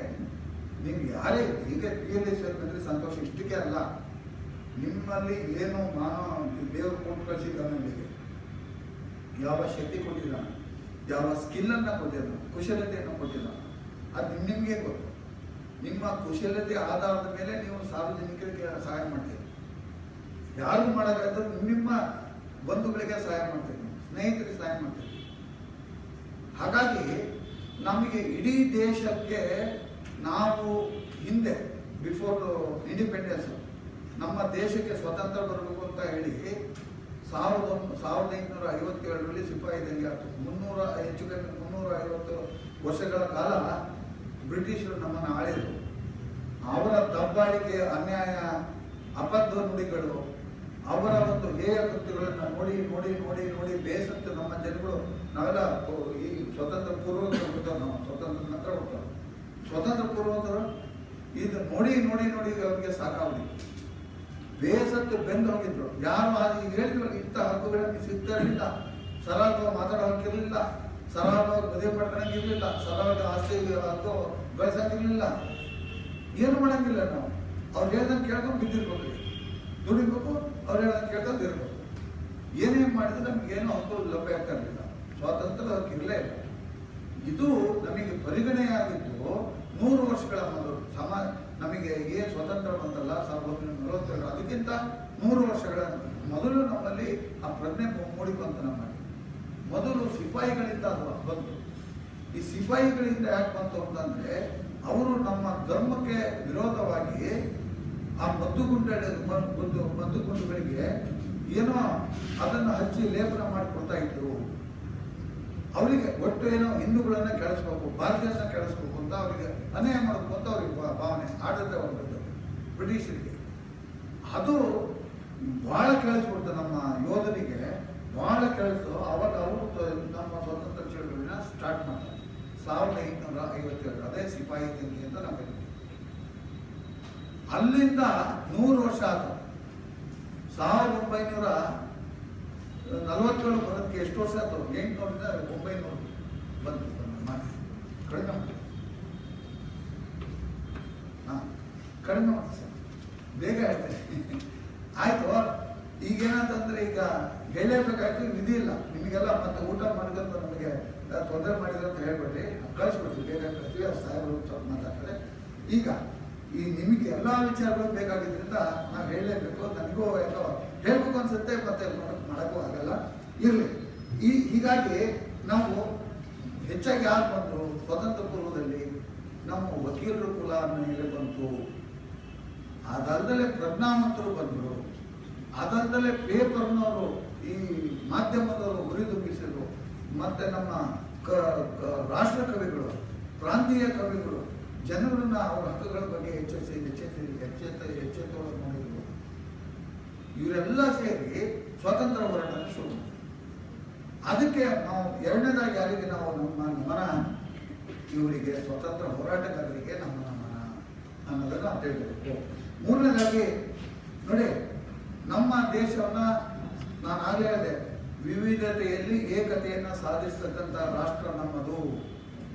ಹಲವಾರು ಧರ್ಮ, ಹಲವಾರು ಜಾತಿ, ಹಲವಾರು ಭಾಷೆ, ಹಲವಾರು ರಿಲಿಜನ್ನು, ಇದೆಲ್ಲರ ಮಧ್ಯೆ ನಾವು ಏಕತೆಯನ್ನು ನಾವು ಯಾರು ಭಾರತೀಯರು ಅಂತ ಮಾತ್ರ ಹೇಳ್ತೇವೆ. ನಾವು ನಮ್ಮ ರಾಷ್ಟ್ರ ಅಂತ ಹೇಳ್ತೀವಿ, ಅದು ಸಾವೆಂಟಿ ಇದೆ, ಸಾರ್ವಭೌಮತ್ವ ಇದೆ ನಮ್ಮ ರಾಷ್ಟ್ರಕ್ಕೆ. ಅದನ್ನ ನಾವು ಸಾರ್ವಭೌಮತ್ವವನ್ನು ಕಾಪಾಡಬೇಕು. ನಾವು ಒಡೆದು ಹಂಚುವಂತೆ ಮಾಡ್ಕೋಬಾರ್ದು, ನಮ್ಮ ದೇಶನ ಹೊಡಿಬಾರ್ದು ನಾವು ಅಂತ ಅದರ ಅರ್ಥ. ಸಾರ್ವಭೌಮತ್ವ ಅಂದ್ರೆ ನಮ್ಮ ದೇಶದ ಯಾವುದೇ ಪ್ರಾಂತ್ಯ ಕೂಡ ನಮ್ಮದೇ, ಯಾವುದೇ ಪ್ರಾಂತ್ಯವನ್ನು ಒಡೆದು ಬೇರೆ ಬೇರೆ ಮಾಡಬಾರ್ದು ಅನ್ನೋದನ್ನು ತಿಳ್ಕೋಬೇಕು. ಆಮೇಲೆ ನೋಡಿ ಆಗ್ಲೇ ನಾ ಹೇಳಿದೆ, ನಾವು ಪ್ರತಿಯೊಬ್ಬ ಪ್ರಜೆನೂ ಕೂಡ ದೇಶ ಸೇವೆ ಮಾಡಲಿಕ್ಕೆ ಯಾವಾಗ ನಮ್ಮ ರಾಷ್ಟ್ರ ಕರೆಯುತ್ತೆ ನಮಗೆ, ಅವಾಗ ನಾವಷ್ಟು ರೆಡಿ ಇರಬೇಕು ಅಂತ. ಅದು ನಮ್ಮ ಹಕ್ಕು. ನಮಗೆ ಎಲ್ಲ ಕೊಟ್ಟಿದೆ, ನಾವೇನು ಕೊಡ್ತೇವೆ ಈ ಸಮಾಜಕ್ಕೆ, ಅದನ್ನು ಯೋಚನೆ ಮಾಡೋಣ. ಈಗ ನೀವೆಲ್ಲ ಬಂದಿದ್ದು ಉದ್ದೇಶ ಅದಕ್ಕೆ. ನಿಮಗೆ ಅದು ಗೊತ್ತಿದೆ, ನಾನು ಹೇಳೋ ಅವಶ್ಯಕತೆ ಇಲ್ಲ. ನಂದೊಂದು ಸೇವೆ ಆಗಬೇಕು. ನಮ್ಮ ಕಾಲೇಜ್ಗಳಲ್ಲಿ ಅದನ್ನೇ ಮಾಡ್ತಾರೆ, ರಾಷ್ಟ್ರೀಯ ಸೇವಾ ಯೋಜನೆಗಳನ್ನು ಮಾಡ್ತಾರೆ. ಅಲ್ಲಿ ಬೆಳೆಸೋದೇನು ಅಂತಂದರೆ ಇದೇ ಪಾಠ, ಸಮಾಜ ಸೇವೆಯ ಪಾಠ ಕಾಲೇಜುಗಳಲ್ಲೂ ಕೂಡ ಮಾಡ್ತಾರೆ. ರಾಷ್ಟ್ರೀಯ ಸೇವೆ ಯೋಜನೆಗಳಲ್ಲಿ ಇದನ್ನ ನಾವು ಮಕ್ಕಳಲ್ಲಿ ತುಂಬಿದ್ರೆ ಅವ್ರಿಗೆ ಒಳ್ಳೆ ಭಾವನೆ ಬರುತ್ತೆ, ಸಮಾಜ ಸೇವೆ ಮಾಡುವಂಥ ಭಾವನೆ ಬರುತ್ತೆ. ಸಮಾಜ ಅನ್ನೋದು ನನಗೆ ಕೊಟ್ಟಿದೆ, ನಾನು ಸಮಾಜ ನನ್ನ ಕೈಲಾಗುತ್ತೆ ನಾವು ಕೊಡ್ತೀವಿ. ನಾವು ಲೀಗಲ್ ಸರ್ವಿಸ್ ಅಥಾರಿಟಿ ನಾವು ಬರ್ತೀವಿ, ನಮ್ಮ ವಕೀಲ ಕುಲನೂ ಬರುತ್ತೆ. ನಾವು ನಿಮ್ಮ ಜೊತೆಗೆ ನಾವು ಈ ಸಮಾಜ ಸೇವೆಗೆ ಕಾನೂನಿನ ಒಂದು ವಿದ್ಯೆ ನಾವು ಹೇಳ್ಕೊಡ್ಲಿಕ್ಕೆ ಅವರಿಗೆ ಅದಕ್ಕೇನು ಹೇಳ್ತೀವಿ, ಈ ಎಜುಕೇಷನ್, ಲೀಗಲ್ ಎಜುಕೇಷನ್ ಬಗ್ಗೆ ಅವರಿಗೆ ಏನು ಬೇಕು ಹಕ್ಕುಗಳ ಬಗ್ಗೆ ಹೇಳ್ಕೊಡ್ಲಿಕ್ಕೆ, ಅವ್ರಿಗೇನು ಕೊರತೆ ಇದೆ ಅದ್ರ ಬಗ್ಗೆ ಹೇಳ್ಕೊಡ್ಲಿಕ್ಕೆ ನಾವು ಕೂಡ ನಿಮ್ಮ ಜೊತೆಗೆ ಬರ್ತೇವೆ. ಇದೇ ಮೂಲಭೂತವಾಗಿ ಇರ್ತಕ್ಕಂಥದ್ದು ಹಕ್ಕುಗಳು. ಆಮೇಲೆ ನೋಡಿ, ನಮ್ಮಲ್ಲಿ ಆಗಲೇ ಹೇಳ್ತಲ್ಲ, ಆ ಜಾತಿ ಈ ಜಾತಿ, ಕುಲ ಆ ಕುಲ ಇದೆಲ್ಲ ಬೇಡ, ನಾವೆಲ್ಲರೂ ಒಂದೇ ಅನ್ನೋದನ್ನ ಹೇಳಬೇಕು. ಅದು ನಮ್ಮ ಇದು ಮೂಲಭೂತ ಕರ್ತವ್ಯನೂ ಕೂಡ. ಇದರಲ್ಲಿ ಯಾರು ಮೇಲು ಕೀಳುವಂತ ಹೇಳ್ಕೊಡ್ದು, ಯಾವುದೇ ಜಾತಿ ಮೇಲು ಈ ಜಾತಿ ಕೀಳುವಂತ ಯಾರು ಹೇಳ್ಕೊಡ್ದು, ಜಾತಿ ಕುಲ ಯಾವುದು ಎಣಿಸಬಾರ್ದು. ನಾವು ಭಾರತೀಯರು ಅಂತ ನಾವು ಕಲಿಯಬೇಕು ಅಂತ. ಆಮೇಲೆ ನೋಡಿ, ಈಗ ನಮ್ಮ ಹಿಂದೂಗಳಲ್ಲಿ ಒಂದು ಹಿಂದೂಗಳು, ಈಗ ಮುಸ್ಲಿಮ್ಗಳು ಇದ್ದಾರೆ, ಹಿಂದೂಗಳು ಇದ್ದೀವಿ, ಕ್ರಿಶ್ಚಿಯನ್ಸ್ ಇದ್ದಾರೆ ಈ ನಮ್ಮ ದೇಶದಲ್ಲಿ. ಯಾರೇ ಅವರು ಏನೇ ಮಾಡಲಿ, ಯಾವುದೇ ದೇವಸ್ಥಾನ ಕಟ್ಕೊಳ್ಳಿ, ಯಾವುದೇ ಮಸೀದಿ ಕಟ್ಕೊಳ್ಳಿ, ಯಾವುದೇ ಚರ್ಚ್ ಕಟ್ಕೊಳ್ಳಿ, ಸಂತೋಷ. ಅವ್ರದ್ದು ಮಾಡಲಿಕ್ಕೆ ನಮಗೆ ಬಾಧಕ ಇಲ್ಲದಂತೆ ನಾವು ಅವ್ರನ್ನೂ ಕಾಪಾಡಬೇಕು, ನಮ್ಮನ್ನು ಕಾಪಾಡಬೇಕು ಅನ್ನೋದೊಂದು. ಆಮೇಲೆ ಈಗ ನ್ಯಾಚುರಲ್ ಎನ್ವೈರನ್ಮೆಂಟನ್ನು ನಾವು ಯಾಕೆ ಕಾಪಾಡಬೇಕು, ಇದು ಇಂಪಾರ್ಟೆಂಟ್ ನಮಗೆ. ನಾನು ಅವತ್ತು ಹೇಳ್ತಾ ಇದ್ದೆ, ಈ ಜೈಲು ವಾಸಿಗಳಿಗೆ, ಬಂದಿಗಳಿಗೆ ನಾನು ಇದೇ ಮೊನ್ನೆ ಹೇಳ್ತೀನಿ, ನಾನು ಸಾಕು ಹೇಳಿದ್ದೀನಿ. ನೋಡಿ, ಜೈಲು ವಾಸಿಗಳಿಗೆ ಹೇಳುವಾಗ ನಮ್ಮ ರಾಷ್ಟ್ರದ ಸಂಪತ್ತುಗಳು ಅದೇ ಇಂಪಾರ್ಟೆಂಟ್. ನಮ್ಮ ರಾಷ್ಟ್ರದ ಕಲ್ಚರ್, ಹೆರಿಟೇಜು, ನಮ್ಮ ರಾಷ್ಟ್ರದ ಸಂಪತ್ತು, ಏನೇನು ಸಂಪತ್ತಿದೆ ನಮಗೆ, ಭೂಮಿ ಇದೆ. ಭೂಮಿಯ ಒಳಗೆ ಏನೇನು ಗರ್ಭದಲ್ಲಿ ಏನೇನಿದೆ, ಭೂಗರ್ಭದಲ್ಲಿ ನಮಗೆ ಬೇಕಾಗಿದ್ದ ಎಲ್ಲ ಮೂಲ ಸೌಲಭ್ಯಗಳು ಮತ್ತು ವಜ್ರ ವೈಡೂರ್ಯಗಳು, ನಮ್ಮ ಬಂಗಾರ ಎಲ್ಲ ಸಿಗುತ್ತೆ ನಮಗೆ, ಹೌದಲ್ವಾ? ಭೂಮಿ ಗರ್ಭದಿಂದ ಅದೆಲ್ಲ ಬರುತ್ತೆ. ಇದನ್ನ ಹಾಳು ಮಾಡದೆ ನಾವು ಅದನ್ನ ಕಾಪಾಡ್ಕೊಳ್ಬೇಕು ಅಂತ. ಅದೇ ರೀತಿ ಕೆರೆ ಕಟ್ಟೆಗಳು ಮತ್ತೆ ನಮ್ಮ ನದಿಗಳು, ಇದನ್ನ ನಾವು ಕಾಪಾಡ್ಕೊಳ್ಬೇಕು. ಇದನ್ನ ಕಾಪಾಡಿದರೆ, ನಾವು ಜಲವನ್ನ ಕಾಪಾಡಿದರೆ ನಮ್ಮ ಬದುಕು ಮೌಲ್ಯಾಧಾರಿತವಾಗಿರುತ್ತೆ, ನಾವು ಬದುಕಕ್ಕೆ ಸಾಧ್ಯ. ನಮ್ಮಂತೆ ಪ್ರಾಣಿಗಳಿಗೂ ನೀವು ಬದುಕಕ್ಕೆ ಅವಕಾಶ ಮಾಡಿಕೊಡಿ ಅನ್ನೋದು ಕೂಡ ಹೇಳುತ್ತೆ ನಮ್ಮ ಕಾನ್ಸ್ಟಿಟ್ಯೂಷನ್. ಪ್ರಾಣಿ ಪಕ್ಷಿ ಇರ್ಬೋದು, ಆಧರಿಸಿರಿ ಅಂತ. ಪ್ರಾಣಿ ಪಕ್ಷಿನೂ ಕೂಡ ನಮ್ಮ ಜೀವದಂತೆ ಅದನ್ನು ಆದರಣೀಯವಾಗಿ ಅದನ್ನು ಕಾಪಾಡಿ ಅನ್ನೋದನ್ನ ನಾವು ಕಲಿಬೇಕು ಅಂತ ನಮ್ಮ ಸಂವಿಧಾನ ಹೇಳುತ್ತೆ. ನೋಡಿ, ಆಮೇಲೆ ಸೈಂಟಿಫಿಕ್ ನೋಡಿ, ನಮ್ಮಲ್ಲಿ ಈಗ ನಾವು ಯಾರನ್ನ ನೆನ್ಕೊಂತೀವಿ ಸೈಂಟಿಫಿಕ್ ಆಗಿ ಅಂತಂದ್ರೆ ವಿಶ್ವೇಶ್ವರಯ್ಯನ ನೆನ್ಕೊಂತೀವಿ, ಅಬ್ದುಲ್ ಕಲಾಂ ಸಾಹೇಬ್ರನ್ನ ನೆನ್ಕೊಂತೀವಿ, ಯಾಕೆ? ಅವರಲ್ಲಿ ಅಂಥ ಸ್ಕಿಲ್ ಇತ್ತು, ಅಂಥ ಒಡೆತನ ಇತ್ತು, ಮಾನಸಿಕವಾಗಿ ಅಂಥ ದೊಡ್ಡ ಒಡೆತನ ಇತ್ತು.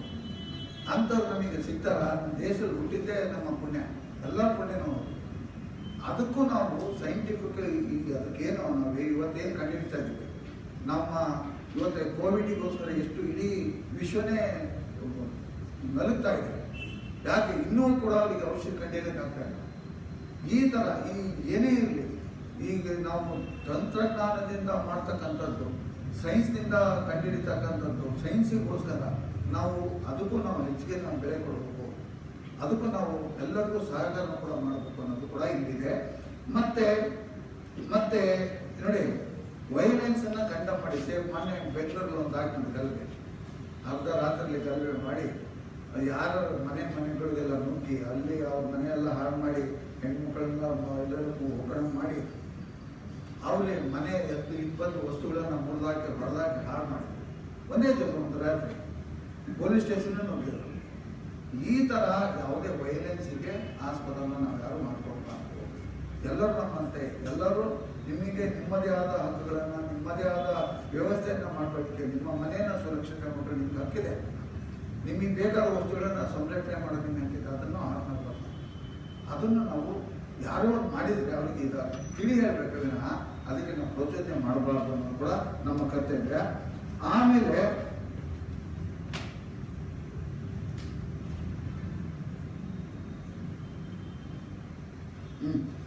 ದೇಶಕ್ಕೋಸ್ಕರ ನಾವು ಯಾವುದೇ ಒಬ್ಬ ಟ್ಯಾಲೆಂಟೆಡ್ ವ್ಯಕ್ತಿಯನ್ನ ನಾವು ಎಕ್ಸ್ಪೀರಿಯನ್ಸ್ ನೋಡಿ ನಾವೇನೇ ಹೇಳೋದಕ್ಕೆ ಅಂತಂದ್ರೆ achieve excellence in all spears of individual ಅಂತ. ನಮ್ಮಲ್ಲಿ ಎಲ್ಲರೂ ಹಾಗೆ ಹೇಳ್ದಂಗೆ ಎಲ್ಲರಿಗೂ ಸ್ಕಿಲ್, ತಮ್ಮದೇ ಆದ ಒಂದು ಸ್ಕಿಲ್ ಇದೆ. ಅವಕಾಶ ಸಿಕ್ಕಿಬಿಟ್ರೆ ಅವನಿಗೆ ಅವ್ನು ದೊಡ್ಡ ಮನುಷ್ಯ ಆಗ್ಬಾರ್ದು. ಈಗ ಹುಟ್ಟ ಮಕ್ಕಳಿಗೆ ದೇವರು ಒಂದೇ ಥರ ಎಲ್ಲರಿಗೂ ಒಂದೇ ಬುದ್ಧಿ ಹಾಕೊಡ್ತಾನೆ ಅಂತ, ಎಲ್ಲರಿಗೂ ಒಂದೊಂದು ಸೇರಕ್ಕಂತ ಹೋಗ್ತಾನೆ ಬುದ್ಧಿನ ಅಂತ. ಆದರೆ ಬೆಳವಣಿಗೆ ಬರ್ತಾ ಬರ್ತಾ ಒಬ್ಬ ರೈತನೊಂದಿಗೆ ಅವನೇನು ಮಾಡ್ತಾನೆ, ರೈತನ ಮಗ ಅಂತಂದರೆ ಅವ್ರ ಅಪ್ಪ ಬೇಸೆ ಹೊಡೆದು ಮನೆ ಬರ್ತಾನೆ, ಅವನು ಎದುರು ನೀರು ಕುಡ್ಸೋಕೆ ಹೋಗ್ತಾನೆ ಆ ಮಗು. ಆದರೆ ಅವನ ಆಸೆ ಅದು, ಅವ್ರ ಅಪ್ಪನಿಗೆ ಗಾಡಿ ಎತ್ತಿನ ಗಾಡಿ ಹೇಳ್ಕೊಂಡು ಹೋಗ್ತಾನೆ. ಅದೇ ಇನ್ನೊಬ್ಬರ ಮಕ್ಕಳು ನೋಡಿ, ಪೂಜಾರ ಮಕ್ಕಳು ಅವನು ಗಂಟೆ ಹೊಡ್ತಾನೆ ದೇವಸ್ಥಾನದವರು. ಅದು ವಾತಾವರಣ ಅವನನ್ನು ಹಾಗೆ ನಿರ್ಮಾಣ ಮಾಡುತ್ತದೆ. ಅದೇ ರೀತಿ ಪ್ರತಿಯೊಬ್ಬರಿಗೂ ಆ ಮಕ್ಕಳಿಗೆ ಆವಾಗ ಎಜುಕೇಶನ್ ಕಡೆ ಬಂದರೆ ಅವರಿಗೆ ಸ್ವಲ್ಪ ಕಷ್ಟ ಆಗುತ್ತೆ. ಅವ್ರ ಮಕ್ಕಳಿಗೆ ಶಾಲೆ ಹೋದ್ರೆ ಅದು ಹೋಗೋದೇ ಇಲ್ಲ. ನಾನು ಅದು ಬೇಸಿಗೆ ಹೋಗಿದ್ರೆ ನಾನು ಗದ್ದೆಗೆ ಬರ್ತೀನಿ ಅಂತ. ಯಾಕೆಂದರೆ ಆ ವಾತಾವರಣ ಹಂಗೆ ಮಾಡ್ಬಿಡ್ತಾನೆ. ಅದೇ ಶಾಲೆ ಕಲಿತು ಸ್ವಲ್ಪ ಹೈಸ್ಕೂಲಿಗೆ ಬಂದ ಅಂತಂದ್ರೆ ನೀನು ಗದ್ದೆಗೂ ಬೇಡ, ನೀನು ಎಲ್ಲಿಗೂ ಬೇಡ, ನಾನು ಬರೋದೇ ಇಲ್ಲ, ನಾನು ಶಾಲೆ ಹೋಗ್ತೀನಿ ಅಂತ ಇಲ್ಲಿ ಕಂಡುಬಿಡ್ತಾನೆ. ಅವನಿಗಾಗಲೇ ಬೆಳವಣಿಗೆ ಬರ್ತಾ ಇದ್ದಾಗ ಆ ದೇವ್ರು ಕೊಟ್ಟಂಥ ಬುದ್ಧಿಗೆ, ಆ ಅಳತೆಯಲ್ಲಿ, ಆ ಮೀಟರ್ ಲೆಕ್ಕದಲ್ಲಿ ಕೊಟ್ಟಂಥ ಬುದ್ಧಿ ಇಲ್ಲಿ ಆ ಅವಕಾಶ ಸಿಕ್ಕ ಓದೋದ್ರೆ ಅವಕಾಶ ಸಿಕ್ಬಿಟ್ರು ಅಬ್ದುಲ್ ಕಲಾಂ ನಮಗೆ ಆಗ್ಬೋದು, ದೇಶದ ವಿಜ್ಞಾನಿ ಆಗ್ಬೋದು, ದೊಡ್ಡ ಸ್ಕಾಲರ್ ಆಗ್ಬೋದು, ದೊಡ್ಡ ಪಂಡಿತ ಆಗ್ಬೋದು, ಏನೇನೋ ಆಗ್ಬೋದು. ಅದಕ್ಕೂ ನಾವೆಲ್ಲರಿಗೂ ಅದಕ್ಕೂ ಒತ್ತು ಕೊಡಬೇಕು ನಾವು ಅನ್ನೋದು ನಮಗೆ ಬೇಕಿದೆ. ಇದನ್ನೆಲ್ಲ ನಾವು ಈ ಥರ ನಮ್ಮ ದೇಶಕ್ಕೋಸ್ಕರ ನಾವು ಕಂಡಂತೆ ಬೇರೆ ಏನೆಲ್ಲ ಇದ್ರಲ್ಲ ಅಷ್ಟೇ ನಾವು ನೀವು ಎಲ್ಲರೂ ಸೇರಿ ದೇಶ ನಮಗೇನು ಕೊಟ್ಟಿದೆ, ದೇಶಕ್ಕೋಸ್ಕರ ನಾವು ಏನು ಮಾಡಬೇಕು ಅನ್ನೋದನ್ನು ನಾವು ಕಾನೂನುಬದ್ಧವಾಗಿ ಏನು ಮಾಡಬೇಕು ಅನ್ನೋದನ್ನು ನಾವು ಕಲಿಬೇಕು ಅನ್ನೋದೇ ಇದರ ಮೂಲ ಉದ್ದೇಶ. ಇಷ್ಟೊತ್ತವರೆಗೆ ನಾನು 1 ಗಂಟೆ ನಾನು ಹೇಳೋಕ್ಕೆ ನಾನು ಅಸಮರ್ಥ. 1 ಗಂಟೆ ಒಳಗೆ ಹೇಳಿದ್ರೆ ಸಾರಿ. ಬೇಕಾದ್ರೆ ನಾನು ಇನ್ನೊಮ್ಮೆ ಬೇಕಾದ್ರೆ ಇಂಥದ್ದು ಎಲ್ಲರೂ ಸಿಕ್ಕರೆ ನಾವು ಮಾತಾಡ್ತಾರೆ, ತಪ್ಪೇನಿಲ್ಲ. ನೀವು ನನ್ನಲ್ಲಿ ಯಾವತ್ತ ಬಂದು ಏನು ಕೇಳಿದ್ರು ನಾನು ಹೇಳಲಿಕ್ಕೆ, ನಾನು ಕಾನೂನುಬದ್ಧವಾಗಿ ಹೇಳಲಿಕ್ಕೆ ನಾನು ರೆಡಿ ಇದ್ದೀನಿ. ಮತ್ತು ನಮ್ಮ ಸಂಘದಲ್ಲಿ ಅದಕ್ಕೋಸ್ಕರ ನಮ್ಮ ಪ್ಯಾನಲ್ ಅಡ್ವೊಕೇಟ್ಸ್ ಇರ್ತಾರೆ, ನಾವು ಇರ್ತೀವಿ. ಮತ್ತು ಅವ್ರಿಗೆ ಪ್ಯಾನಲ್ ಅಡ್ವೊಕೇಟ್ಸ್ಗೆ ಕೇಳ್ಕೊಂತೇನಿಲ್ಲ. ನೀವು ಯಾವ ಎಜುಟೇಷನ್ ಇರ್ತಾರೆ ನಮ್ಮ ಅನ್ಕೊಂಡು ಸರ್ ನಾವು ಕೇಳಿ ಸರ್ ಅಂದರೆ ಸರ್ ಈಗ ಮರ್ತ್ಬಿಡ್ಬೇಕು ನಿಮ್ಮನ್ನು. ಒಂದ್ಸರಿ 2 ಸರಿ ನೋಡ್ಬೋದು, ಅದು ಬೇರೆ ಪ್ರಶ್ನೆ. ಸರ್ ನಾವು PhD ಸರ್ ಅಂತ ಹೇಳಿದ್ರೆ ಸರ್ ನಿಮ್ಮ ಸಾಹಿತ್ಯ ನಾನು ಇರ್ತೇನೆ. ಹೀಗಾಗಿ ಇವತ್ತೇ ನನಗೆ ನಿಮ್ಮ ಮಧ್ಯೆ ಕೂತು ಈ ವಿಚಾರಗಳನ್ನು ನಾನು ಅಂದ್ಕೊಂಡಿರೋದನ್ನು ಹೇಳಿಲ್ಲ, ಹಂಚ್ಕೊಂಡಿದ್ದೀನಿ ಅಂತ ನನ್ನ ಭಾವನೆ. ಹಾಗಾಗಿ ಇದನ್ನು ಈ ಹಂಚಿಕೆಯ ವಿಚಾರದಲ್ಲಿ, ವಿಚಾರವಾದವನ್ನು ಹಂಚಿಕೆ ವಿಚಾರದಲ್ಲಿ, ವಿಷಯ ಆಧಾರಿತ ಮಾತುಗಳನ್ನು ಮತ್ತು ಕಾನೂನಾತ್ಮಕವಾಗಿ ನಾವು ಏನೇ ಕಲಿತಿದ್ದೀವೋ ಅದನ್ನು ಹಂಚಿಕೆ ವಿಚಾರದಲ್ಲಿ ನಾನು ಈಗ ನಿಮ್ಮಲ್ಲಿಗೆ ಸಹಕರಿಸಿದ್ದೇನೆ ಅಂತ ನಾನು ಅಂದ್ಕೊಂಡಿದ್ದೀನಿ. ಈ ಅವಕಾಶ ಕೊಟ್ಟಿರ್ತ ನನ್ನ ನ್ಯಾಯಾಧೀಶರು, ನಮ್ಮ DLSA ಸಂಸ್ಥೆ ಅಂತ ಕರಿತೀನಿ, ಯಾಕೆಂದರೆ ಹಲವಾರು ಕಮಿಟಿ ಇದೆ, ಸಂಸ್ಥೆ ಅಂತ ಕರಿತೀನಿ. ಹಾಗಾಗಿ ನಿಮ್ಮೆಲ್ಲರಿಗೂ ನನ್ನ ವಂದನೆಗಳು ಸಲ್ಲಿಸ್ತೀನಿ. ಜೈ ಹಿಂದ್. ಇದುವರೆಗೂ ಭಾರತ ಸಂವಿಧಾನದ ಬಗ್ಗೆ, ಪ್ರಿಯಂಬಲ್ ಬಗ್ಗೆ ಮತ್ತು ಫಂಡಮೆಂಟಲ್ ರೈಟ್ಸ್ ಬಗ್ಗೆ ಸಾಕಷ್ಟು ಮಾಹಿತಿಯನ್ನು ಸವಿಸ್ತರವಾಗಿ ನಮ್ಮೆಲ್ಲರಿಗೂ ನೀಡಿದ್ದೀರಾ ಸರ್. ಎಲ್ಲರ ಪರವಾಗಿ ನಿಮಗೆ ಕಾರ್ಯಕ್ರಮದಲ್ಲಿ ಧನ್ಯವಾದಗಳನ್ನು ಅರ್ಪಿಸ್ತಾ ಇದ್ದೀನಿ. ಇದೀಗ ಮುಂದಿನ ವಿಷಯ